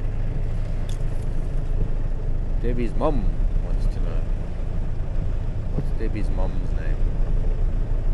How long do elephants live? Elephants live for around 55 to 65 years. Somewhere there. Late 50s.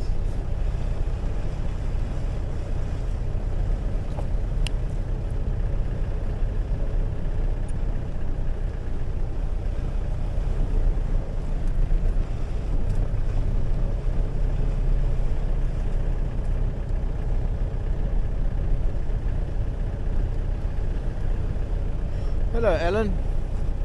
Wants to know if an outsider elephant bull in must will be allowed into a herd to mate with any of the estrus females. That's the only way that it happens, Alan. Outsider bulls, except generally speaking, the matriarch will prevent the younger bulls. She'll chase the younger bulls away. She'll wait until one of the biggest and oldest bulls come along with the better tusks. And, well, they probably know each other, and she'd probably been in communication. She would probably be in communication with the musk bull long before he even gets there, knowing who he is and knowing that he's bigger and stronger, and knowing where his place is within the male society, knowing that he's the one that she wants to mate with herself or any of her cows. But it would be a non-related male, and that is how elephant society works, is that bull will come to a herd when there's an estrus female and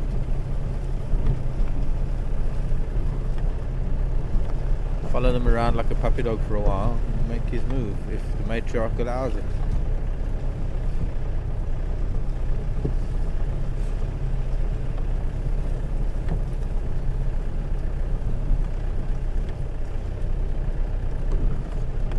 Guess where we going?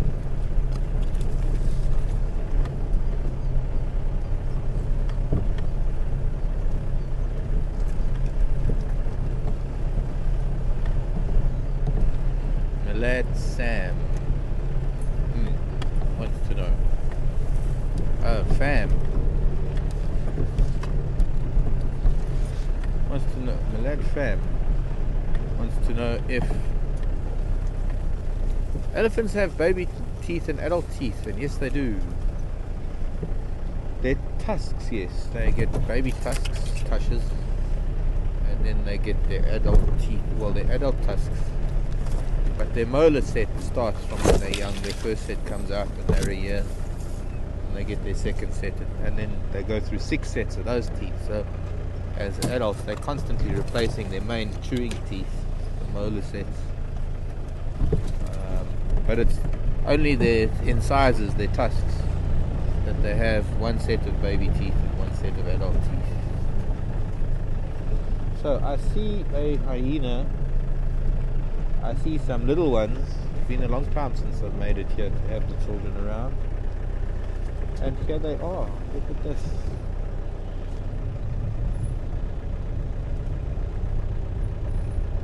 And we've got 2 of the moms. Looks like 2 of them are suckling at the moment. And neither of them are floppy ear. Hello, children. You're coming to say hello? Aren't you just too precious? Can I take you home? Come and say hello. Come to me.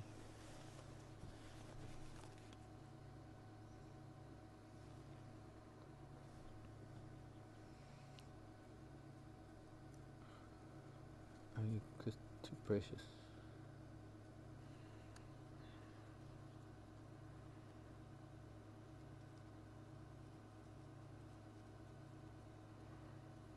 Five youngsters. Gotta be 3 mothers. Why they are making reinforcements at an alarming rate.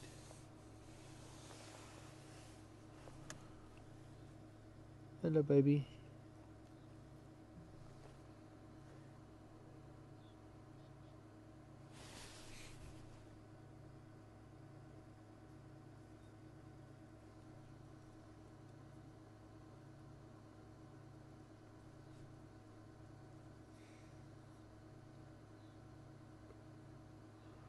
I would say this is probably the first time I know of a clan where 3 females have got youngsters at the same time. I guess we've always assumed Floppy Ear is the matriarch.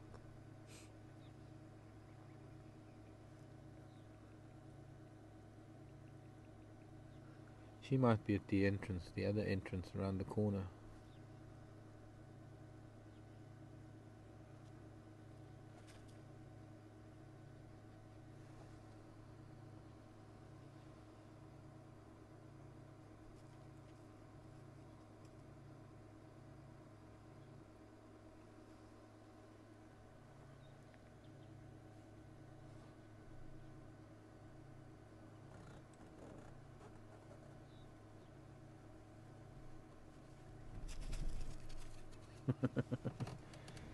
Got a fright. Said moved. Oh, that's why. That's a good idea. Come back, baby child. Come sniff the camera.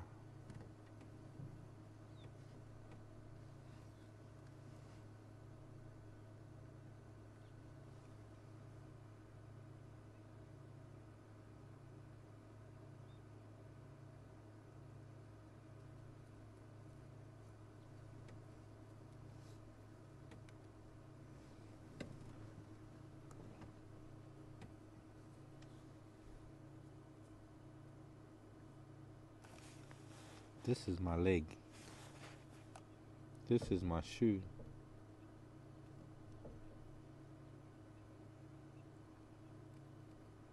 If I move it now, it's gonna get a fright. It's bumping my shoe with its nose.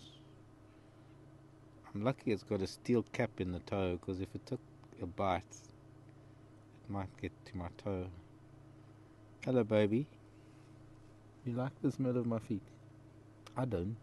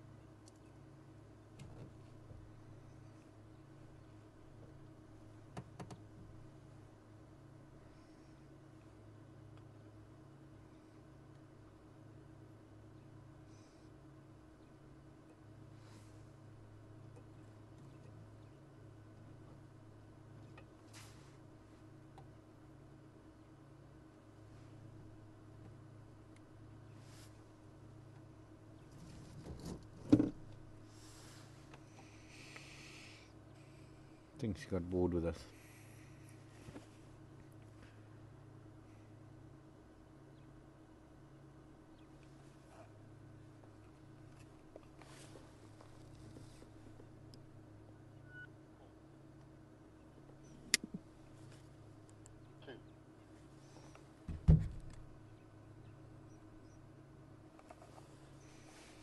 Found something to chew on.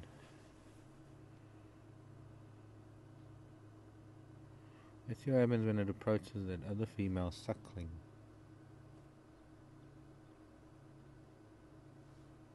Nothing.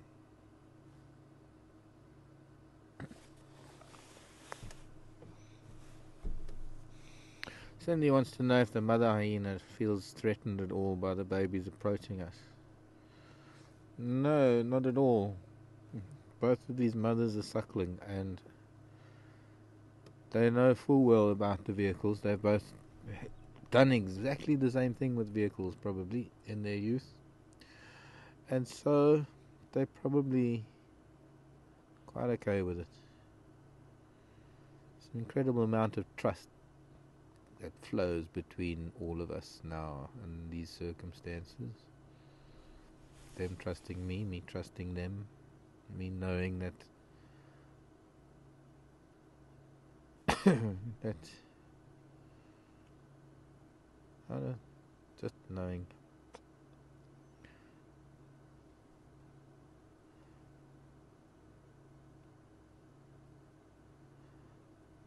Hyena will defend their cubs.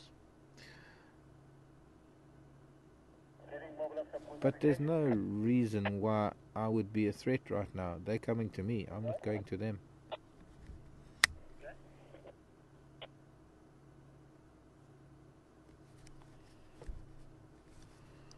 Text, I'm not sure, but PCK is active. My radio's been down also, so I don't know.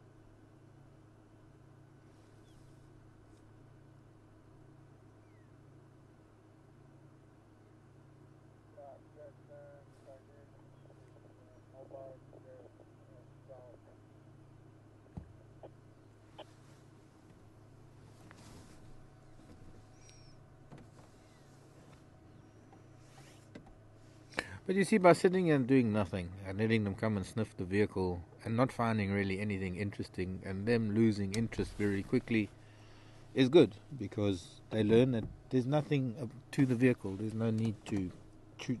There's nothing to eat. And since I sat nice and still and I didn't give them a fright, they know that there's no danger from the vehicle or us. And that's what allows us to watch them. That's what allows us to be able to be here in an open vehicle in a big game reserve like this, observing these animals. And it is very special. I say it many times. It's very special that they feel this way, that they will allow us to watch them engage in natural behavior. Both of those mothers are still suckling. In fact, there's 2 on this mom and 1 on the other.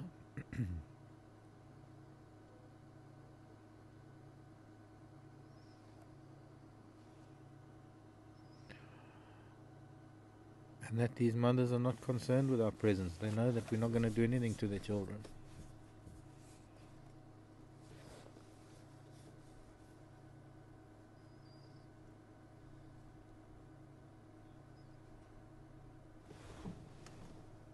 There's something in the back there.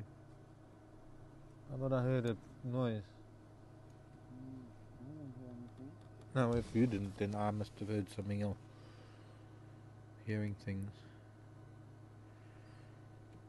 See, this looks like that other female's getting a bit restless. Yeah, she wants to get up soon. Got to clean baby first.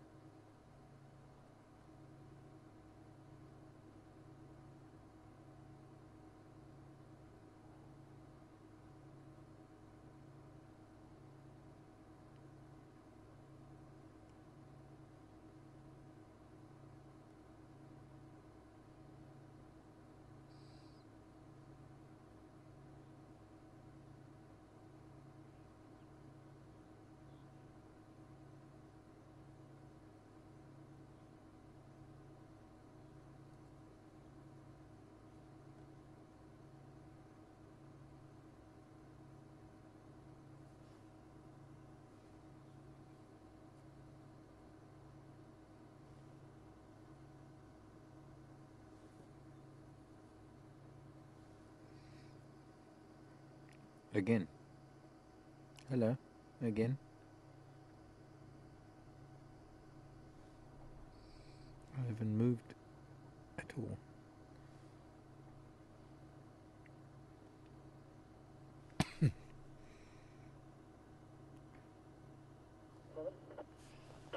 Look at that. Ah, she stopped. Every time we look, she stops. Nice internal interaction there.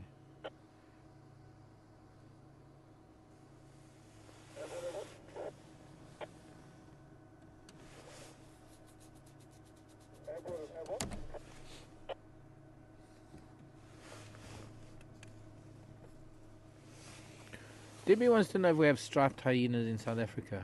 Oh, good question. I think so. I've only ever seen striped hyena in East Africa. I've never seen striped hyena here in South Africa. Doesn't mean they're not here. They might be in the Kalahari. Let me see what my book says. The book.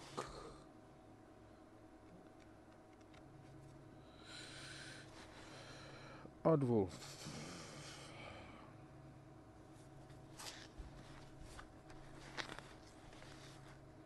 Brown spotted striped hyena. Once distributed from Britain to China. Can you believe it? I didn't know that.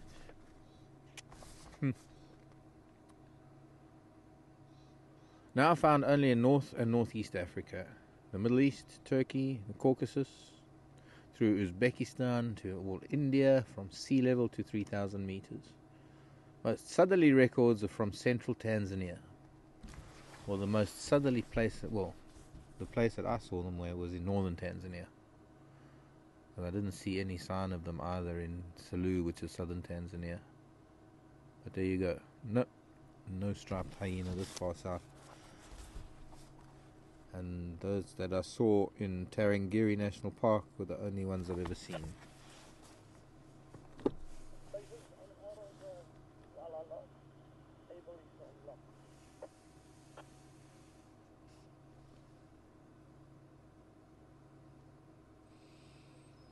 That's the wrong way. The fur grows the other way, Mom. That's quite rough grooming. Gee.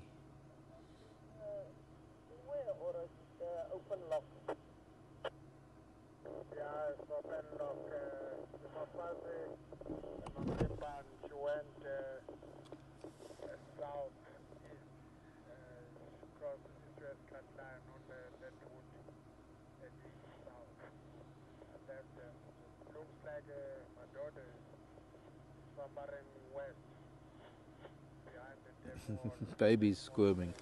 All babies squirm when mum wants to groom them or clean them. But I think she's trying to get it to stop. And little one, look how insistent it is. But I want milk, Mum. I want to cuddle. I want to drink.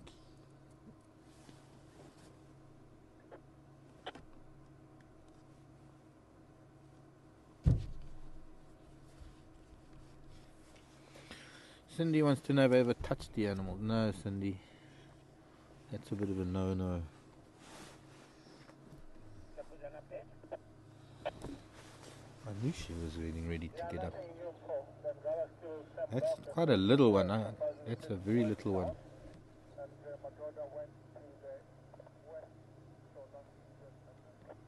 That's quite a new one.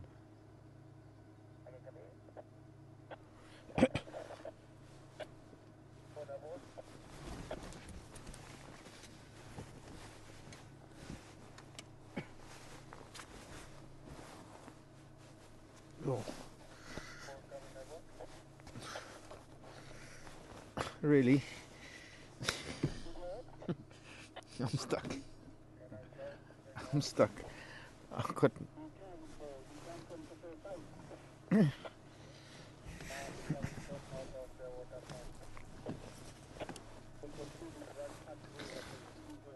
got my arm stuck in my... I'm trying to put my jacket on. But with all my layers... Never mind. Gosh. Finally. Shall we leave these children be and go and find some others to play with?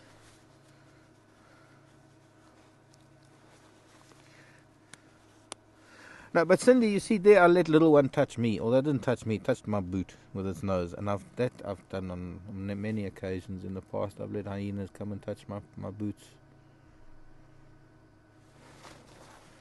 Was asked a question earlier on drive how I lost my sandals. Well, I don't think I've managed to finish on that because then we were distracted by things, as I usually am distracted. But I feel fine letting an animal come up close to me, but it's a different thing for me to go close to an animal. That's unacceptable to the animals. Well, I wouldn't do that anyway. And even if an animal is right next to me, just reaching out and touching it is still, that's the same thing. It's me making a move towards the animal, and an animal would see that as maybe a threat, because they don't have hands and fingers that they touch with. They touch with noses. Actually, maybe we can't go anywhere because now they finished drinking, they're going to start playing maybe. Yes, and snapping and biting each other's bums.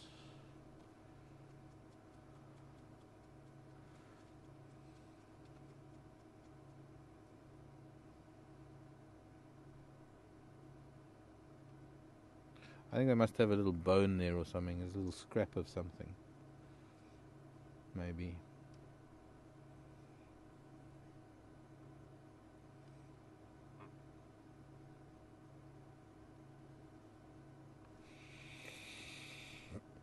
Deb in Connecticut, how old are they before they eat meat? Don't know.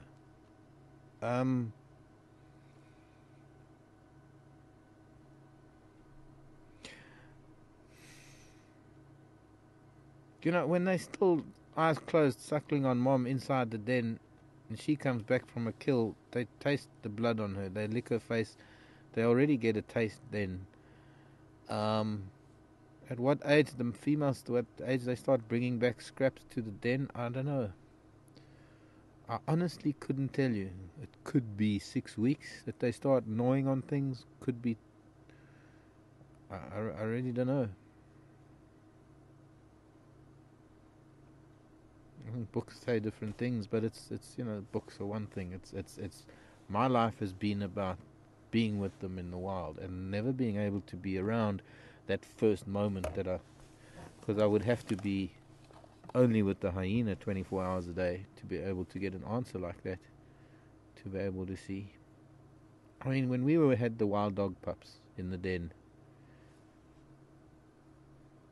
yeah, even that's not a good enough example, but I guess from about 6 to 8 weeks, they're starting to chew on a few things. Bye-bye, baby.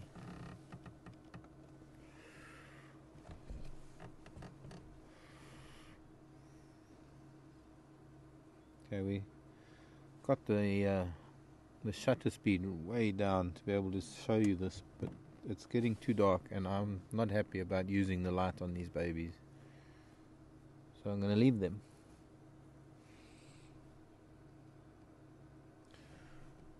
And we'll come and see them couple more times.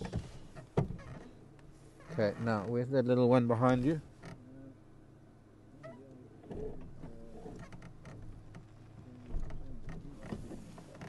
Oh, there she is.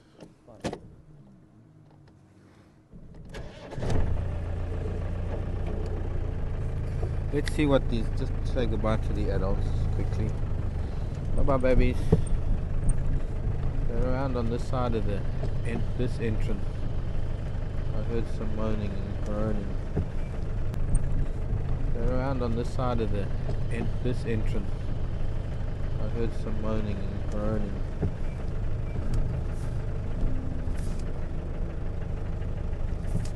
A little bit of submissive gesturing.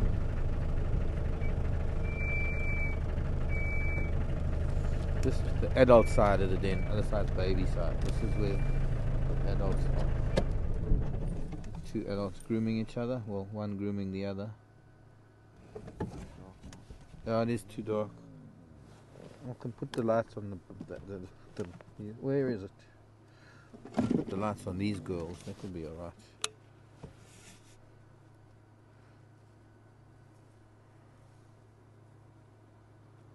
Alright, well, babies are coming now.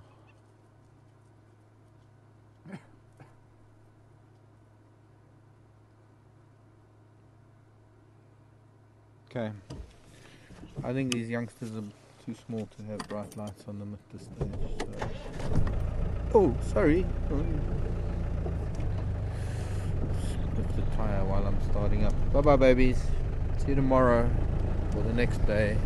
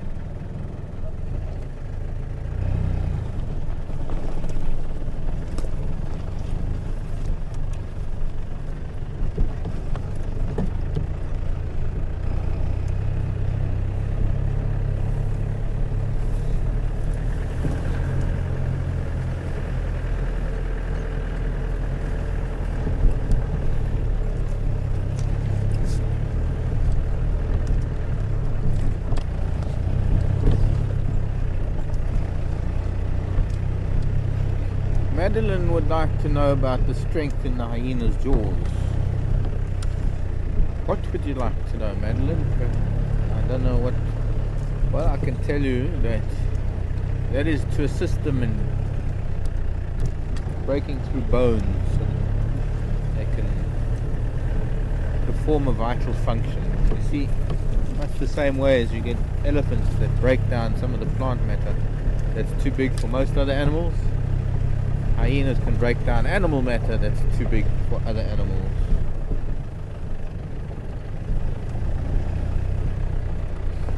Things like bones, skulls, and stuff that has to be broken down so that it can return to the soil as trace elements. So the hyenas have that very strong jaw to be able to break through bone.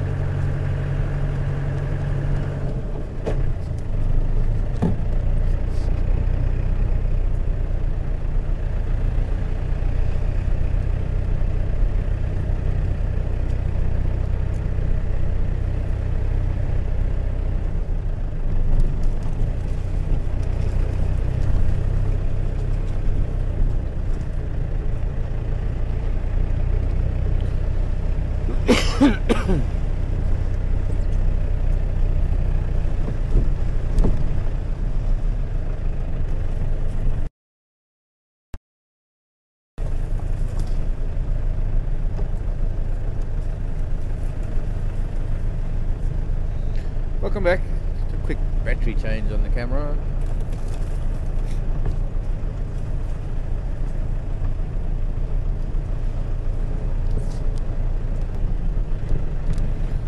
Gail asked how old were those cubs. They were about 3 months old, the little ones. The very small ones, only about 2, not even, maybe 6 weeks, 2 months. I'd say the older ones are 3 to 4 months. Methinks. I think we've got several different ages of cubs. I mean, there were the cubs from when the den was off Philemon's dip, Philemon's cut line. I don't know where those cubs are, because they should be bigger than these cubs now. That's why I said they're breeding an army, and they can do that because there are not many lion around. Lion population is, lion dynamics have changed a little bit in this area. The hyena are able to breed well for now. Let's see, we have to see how many of those youngsters survive.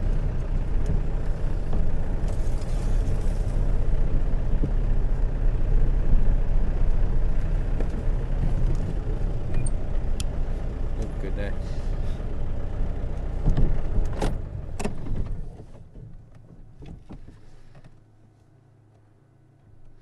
Light in the distant towns. I would say that that's probably Acorn Hook in the distance, off towards the mountain. That's civilization. That's far, far away.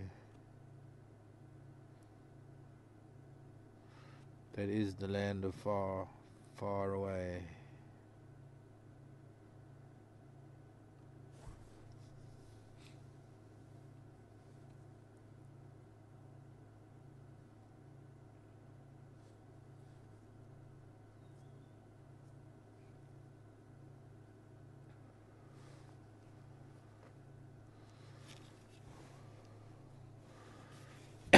Not hearing anything in particular, we're going to move on. Such beautiful colors.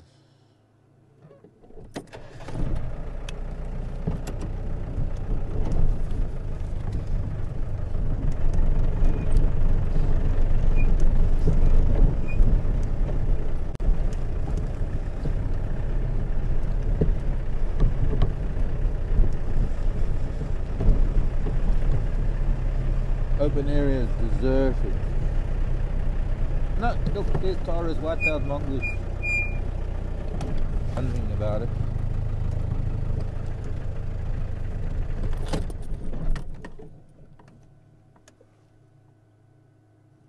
Caught something. Or went for something.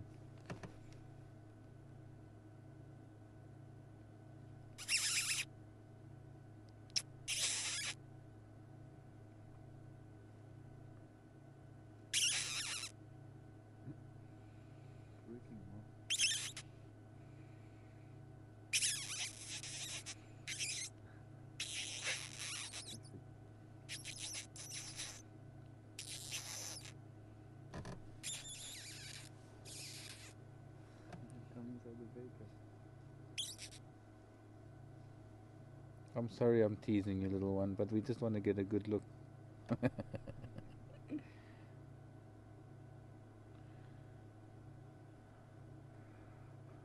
It brings back memories of a moment I had many, many years ago in the southern part of the Sabi Sand. It was at a time when I was trying to get us to use red filtered light. That was a white-tailed mongoose reacting to my imitation of a bird or a mouse being squeezed by a snake, or even a frog makes that noise when it gets squeezed by a snake or something else. Just like it was a magnet for that mongoose. thought it was going to get a free meal, and I won't sleep tonight because I deceived it. But anyways, I was experimenting with putting red cellophane on my lights and the spotlight, and it worked for me. It didn't work for the owners of the lodge. They stopped me doing it after about a week or so. But there was one night that I was using it, and I had lion. I had a mongoose and her two youngsters on an open area. My tracker had the light. I got down on my belly on the road, and I snuck forward about 10-15 feet in front of the car, the Land Rover. It wasn't a car, it was a Land Rover. And I made a little noise like that, and the two babies came up to me and they touched noses with me.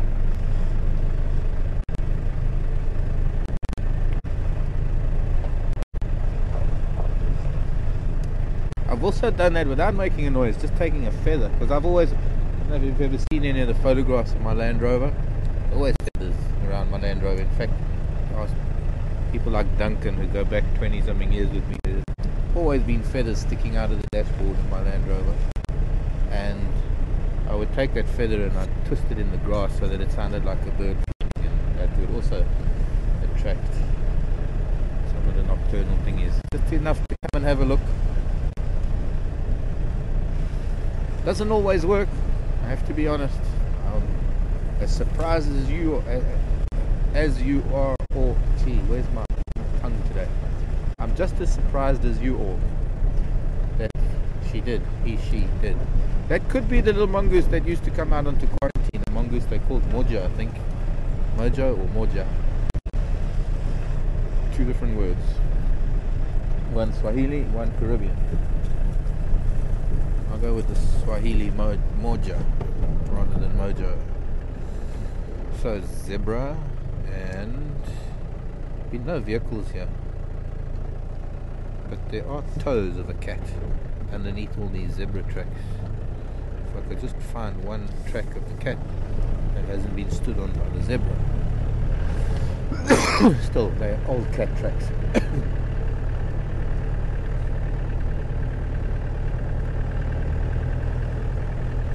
Moja means one in Swahili.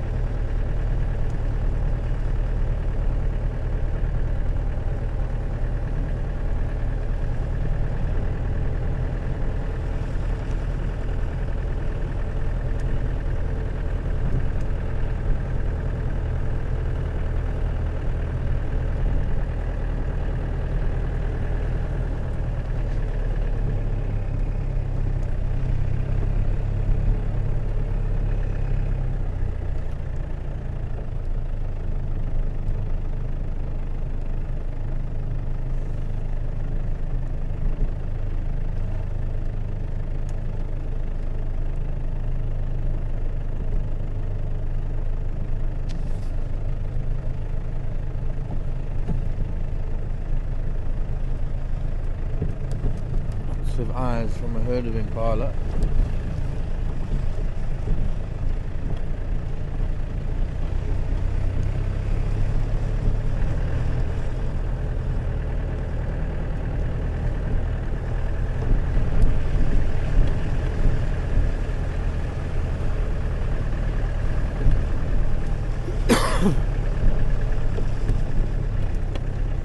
Tanina wants to know if I eat bury their food. No, they eat their food before something else eats it. I do not know of hyenas burying their food. I can't say for certain, no, but I don't know of it.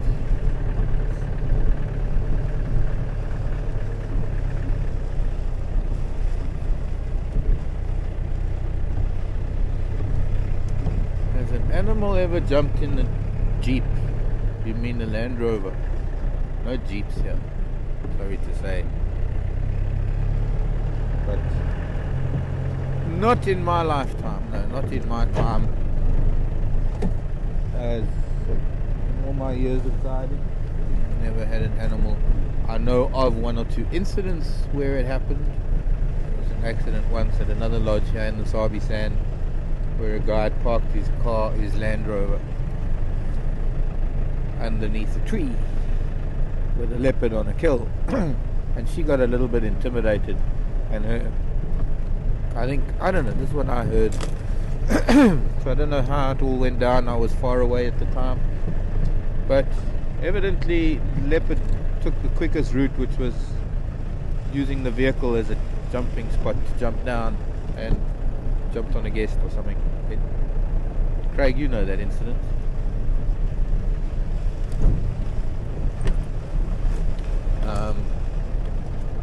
Georgia, yeah, Makwela, but she was quite a relaxed cat anyway.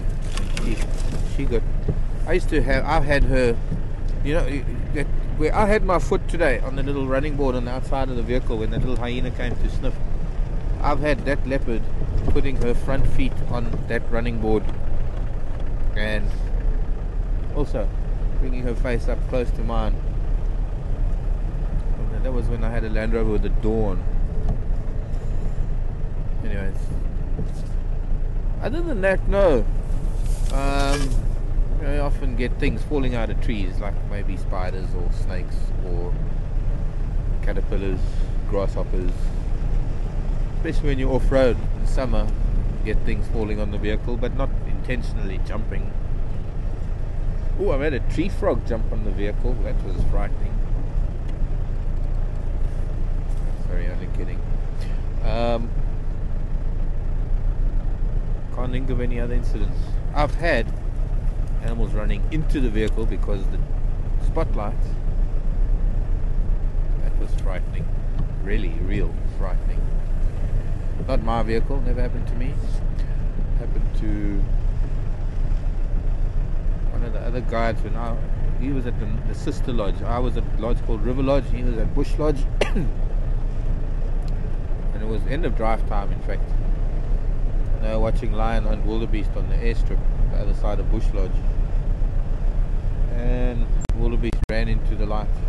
Of course, the tracker was holding the light, and it broke the tracker's leg. And then an incident that I told some people about quite a while ago, actually. One night when a giraffe was running away from the lion. Well, it was running away from the commotion that lion had caused with Impala. And same thing, ran into a vehicle because of the light. Couldn't see the vehicle, all it could see was a little spot of light. Lion did it. That's why people hit moose and elk and deer and raccoons and all the animals that get hit here in these country roads in Africa. Same thing. Except in that case it's the animal standing still in the vehicle that's moving fast. But it's the same principle. Animal can't see anything other than the light. Doesn't know that there's a huge thing behind it.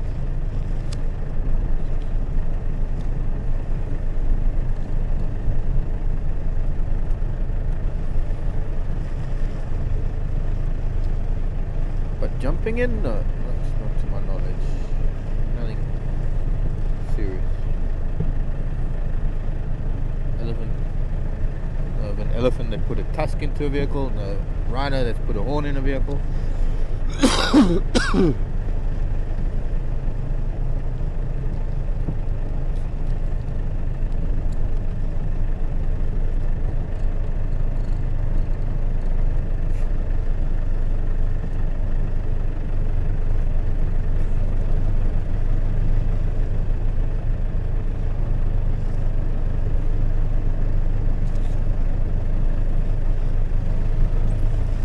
Short thing, Dave. Dave wants peri-peri chicken from Equinox. I'll email it, or you'll pick it up next year. Okay, well then I better only buy it next year. Might go off if I buy it now. Or Seb will eat it if it's peri-peri. Gail, was it Gail wants to know? Now forgot the other question. We're going up Nyala Road North. He says.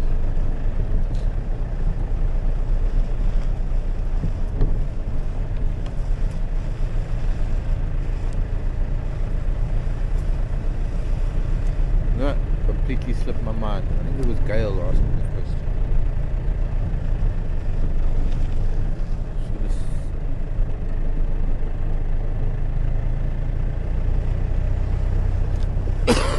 Excuse me.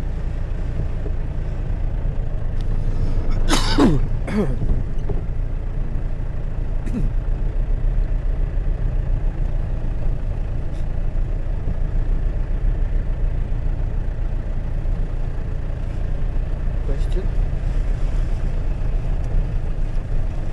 Yiddish?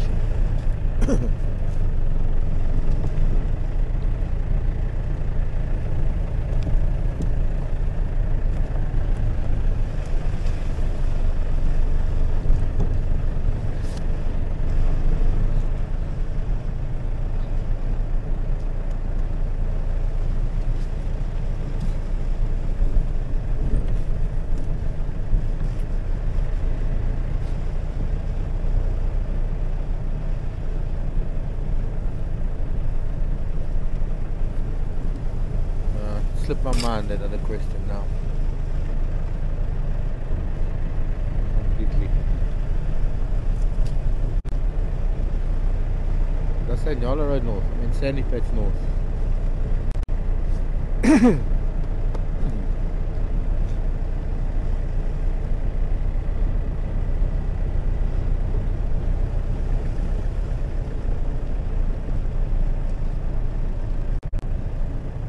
Hello fellas, wanting to know how many of those cubs will survive, those hyena cubs.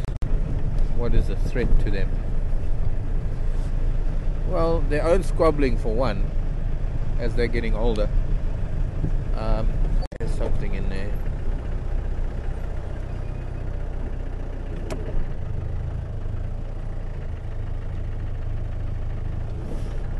Sorry fellas, back to you in a sec.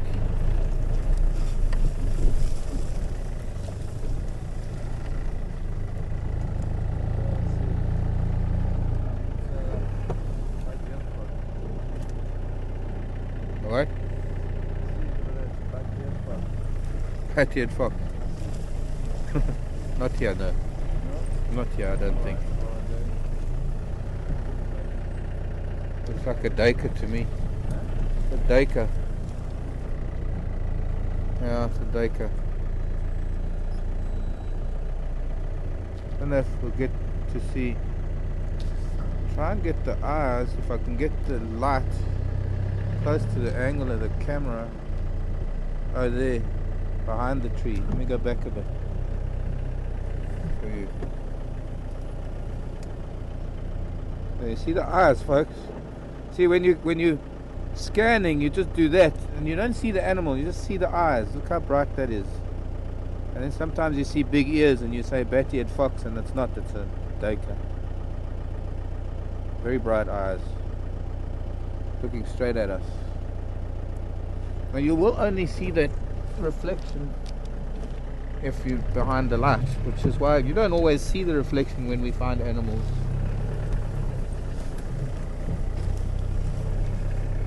Because the angle between me and the camera is different. I'm able to show you those eyes now because I could line up the camera and the light.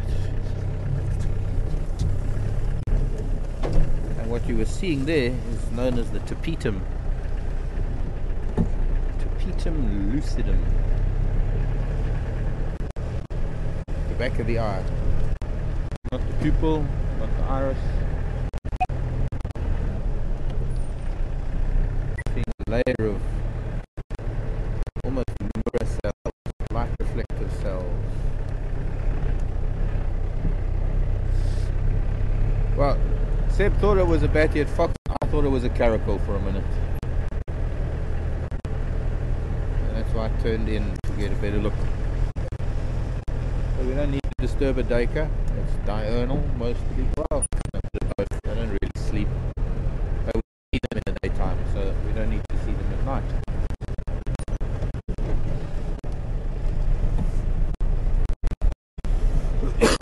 Oops.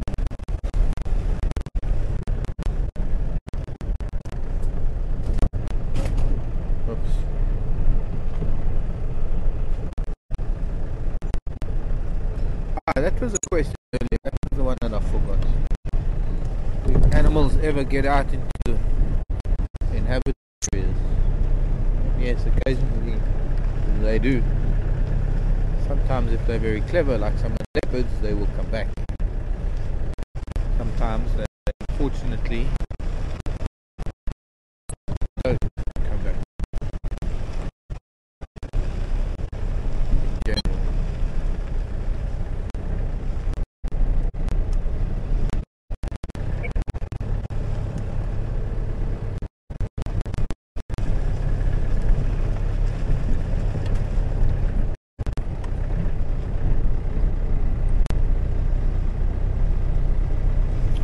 Hello, Alan and Camel.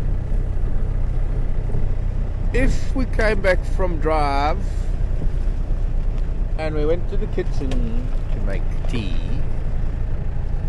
coffee, I think Alan said coffee, and we suddenly realized we were out of milk, how long would it take us to get milk? To go and buy milk? Well, me personally, Alan, wouldn't really faze me. I don't drink coffee and I don't drink milk in my tea, so milk is a bad example. I think if you'd used if you'd mentioned something else that was food, it might have stirred up a little different emotion, because when we run out of something that's food, that's when it starts getting critical. But I know what you're asking. It would take a considerable effort. It would take a minimum of 3-hour trip. In fact, that's only there and back. That's not actually buying anything.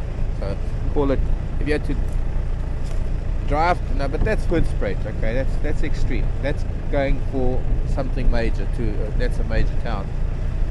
We would probably be able to get some long life milk at Joel's shop just outside the reserve at the little village of Utah, which is the next village after Dixie. There might be somebody even in Dixie that has a little duku, a little shop that might sell long life milk.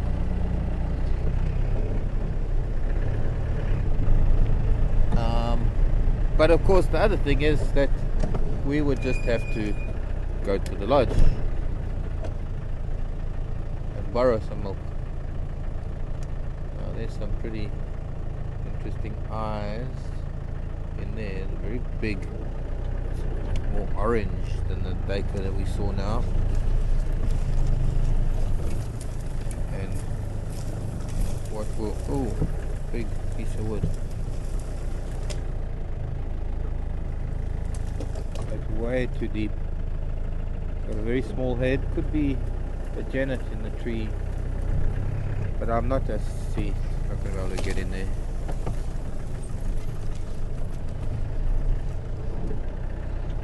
Two eyes very close together, slightly orange more than green. My guess is a small genet or something. Hoping to find something here, and the fire breaker has been burnt.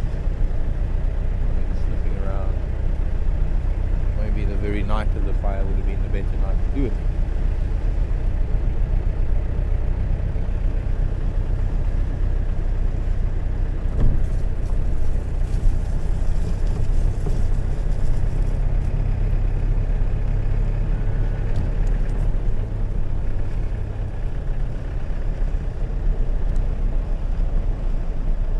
Anyone still out?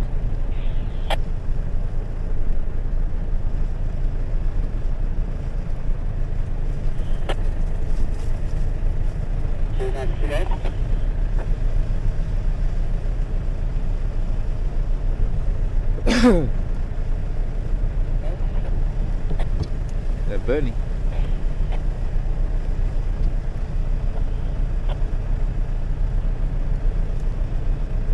Talk to me.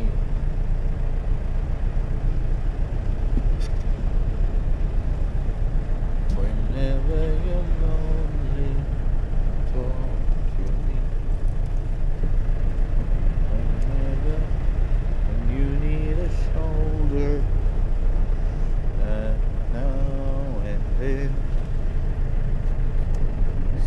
to get older.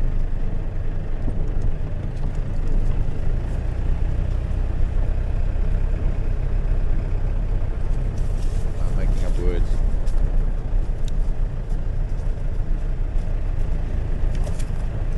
Come, porcupine, you're supposed to walk up and down this road every day. And honey badger. Tara and I reckon this is like a little competition. Who's gonna find the honey badger or the porcupine first?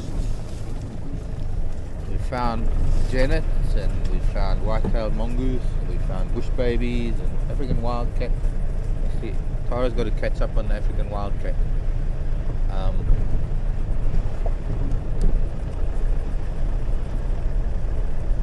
Serval too. We were both together the last time we saw a serval. I was on camera and I just wasn't quick enough. I think I was on camera. Yeah, I think it was just me.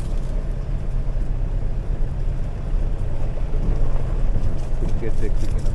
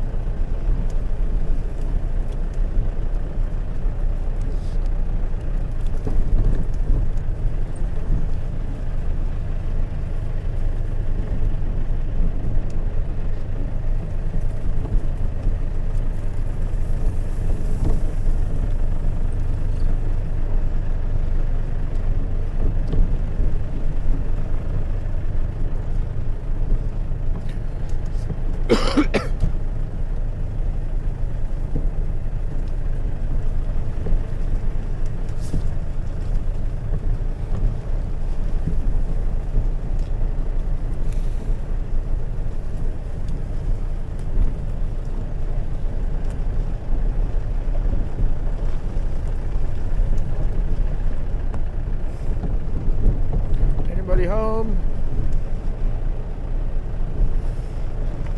Anybody home?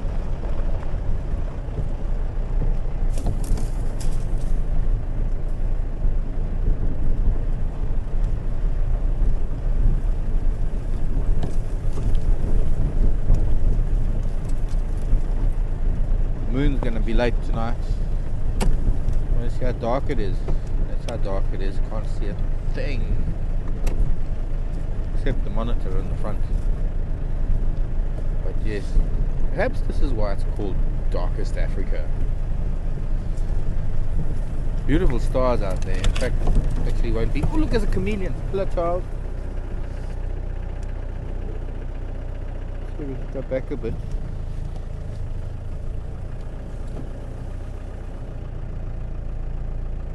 Should be a clear view through the tree.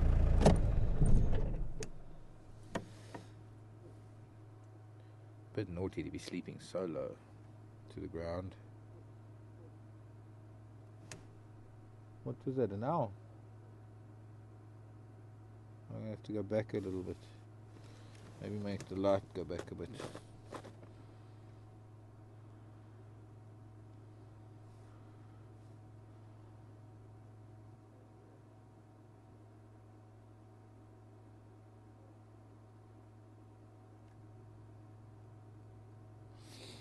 sleeping very low on the ground. Oh, there's something up ahead too.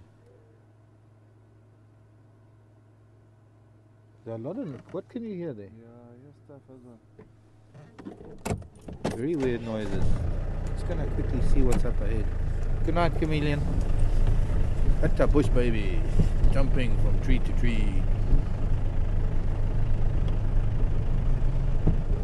Dum, dum, dum, dum. See if we can pick it up. There it goes. Come this way. Watch this jump. Gonna jump tree to tree. And whoa, that was a 10-foot jump.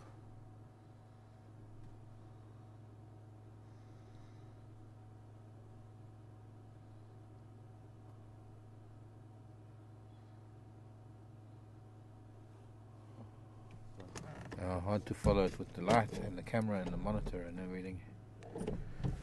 That's there still though. What it's probably doing is probably getting resin. Probably one of its resin trees.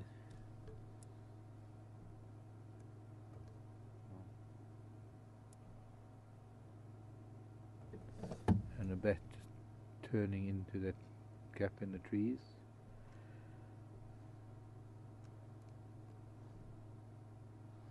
I see it's a little bit hidden. And off we go. Oh, nice way to end the day. Something. Oh, I'm tied up with things. There we go. How's the lighting? That's better. There we go. Now you can see me. Not that you need to. Lovely afternoon. Certainly a magic way to end the day, especially after the day starting. Well, it wasn't too bad, you know. Puncture and missing the lions. And just what else was there? The flat, having to pump it up. So we've ended up on a very nice note. A very, very relaxing time, both with elephants and hyena, and seeing a few nocturnal things. My name is Mark. Seb's been on camera, and Craig and Tara back in final control. Thank you for joining us this afternoon, and thanks from all of us here at Wild Earth Safari. We hope to see you tomorrow morning for our morning safari, 6:30 a.m. Central African time. Bye-bye.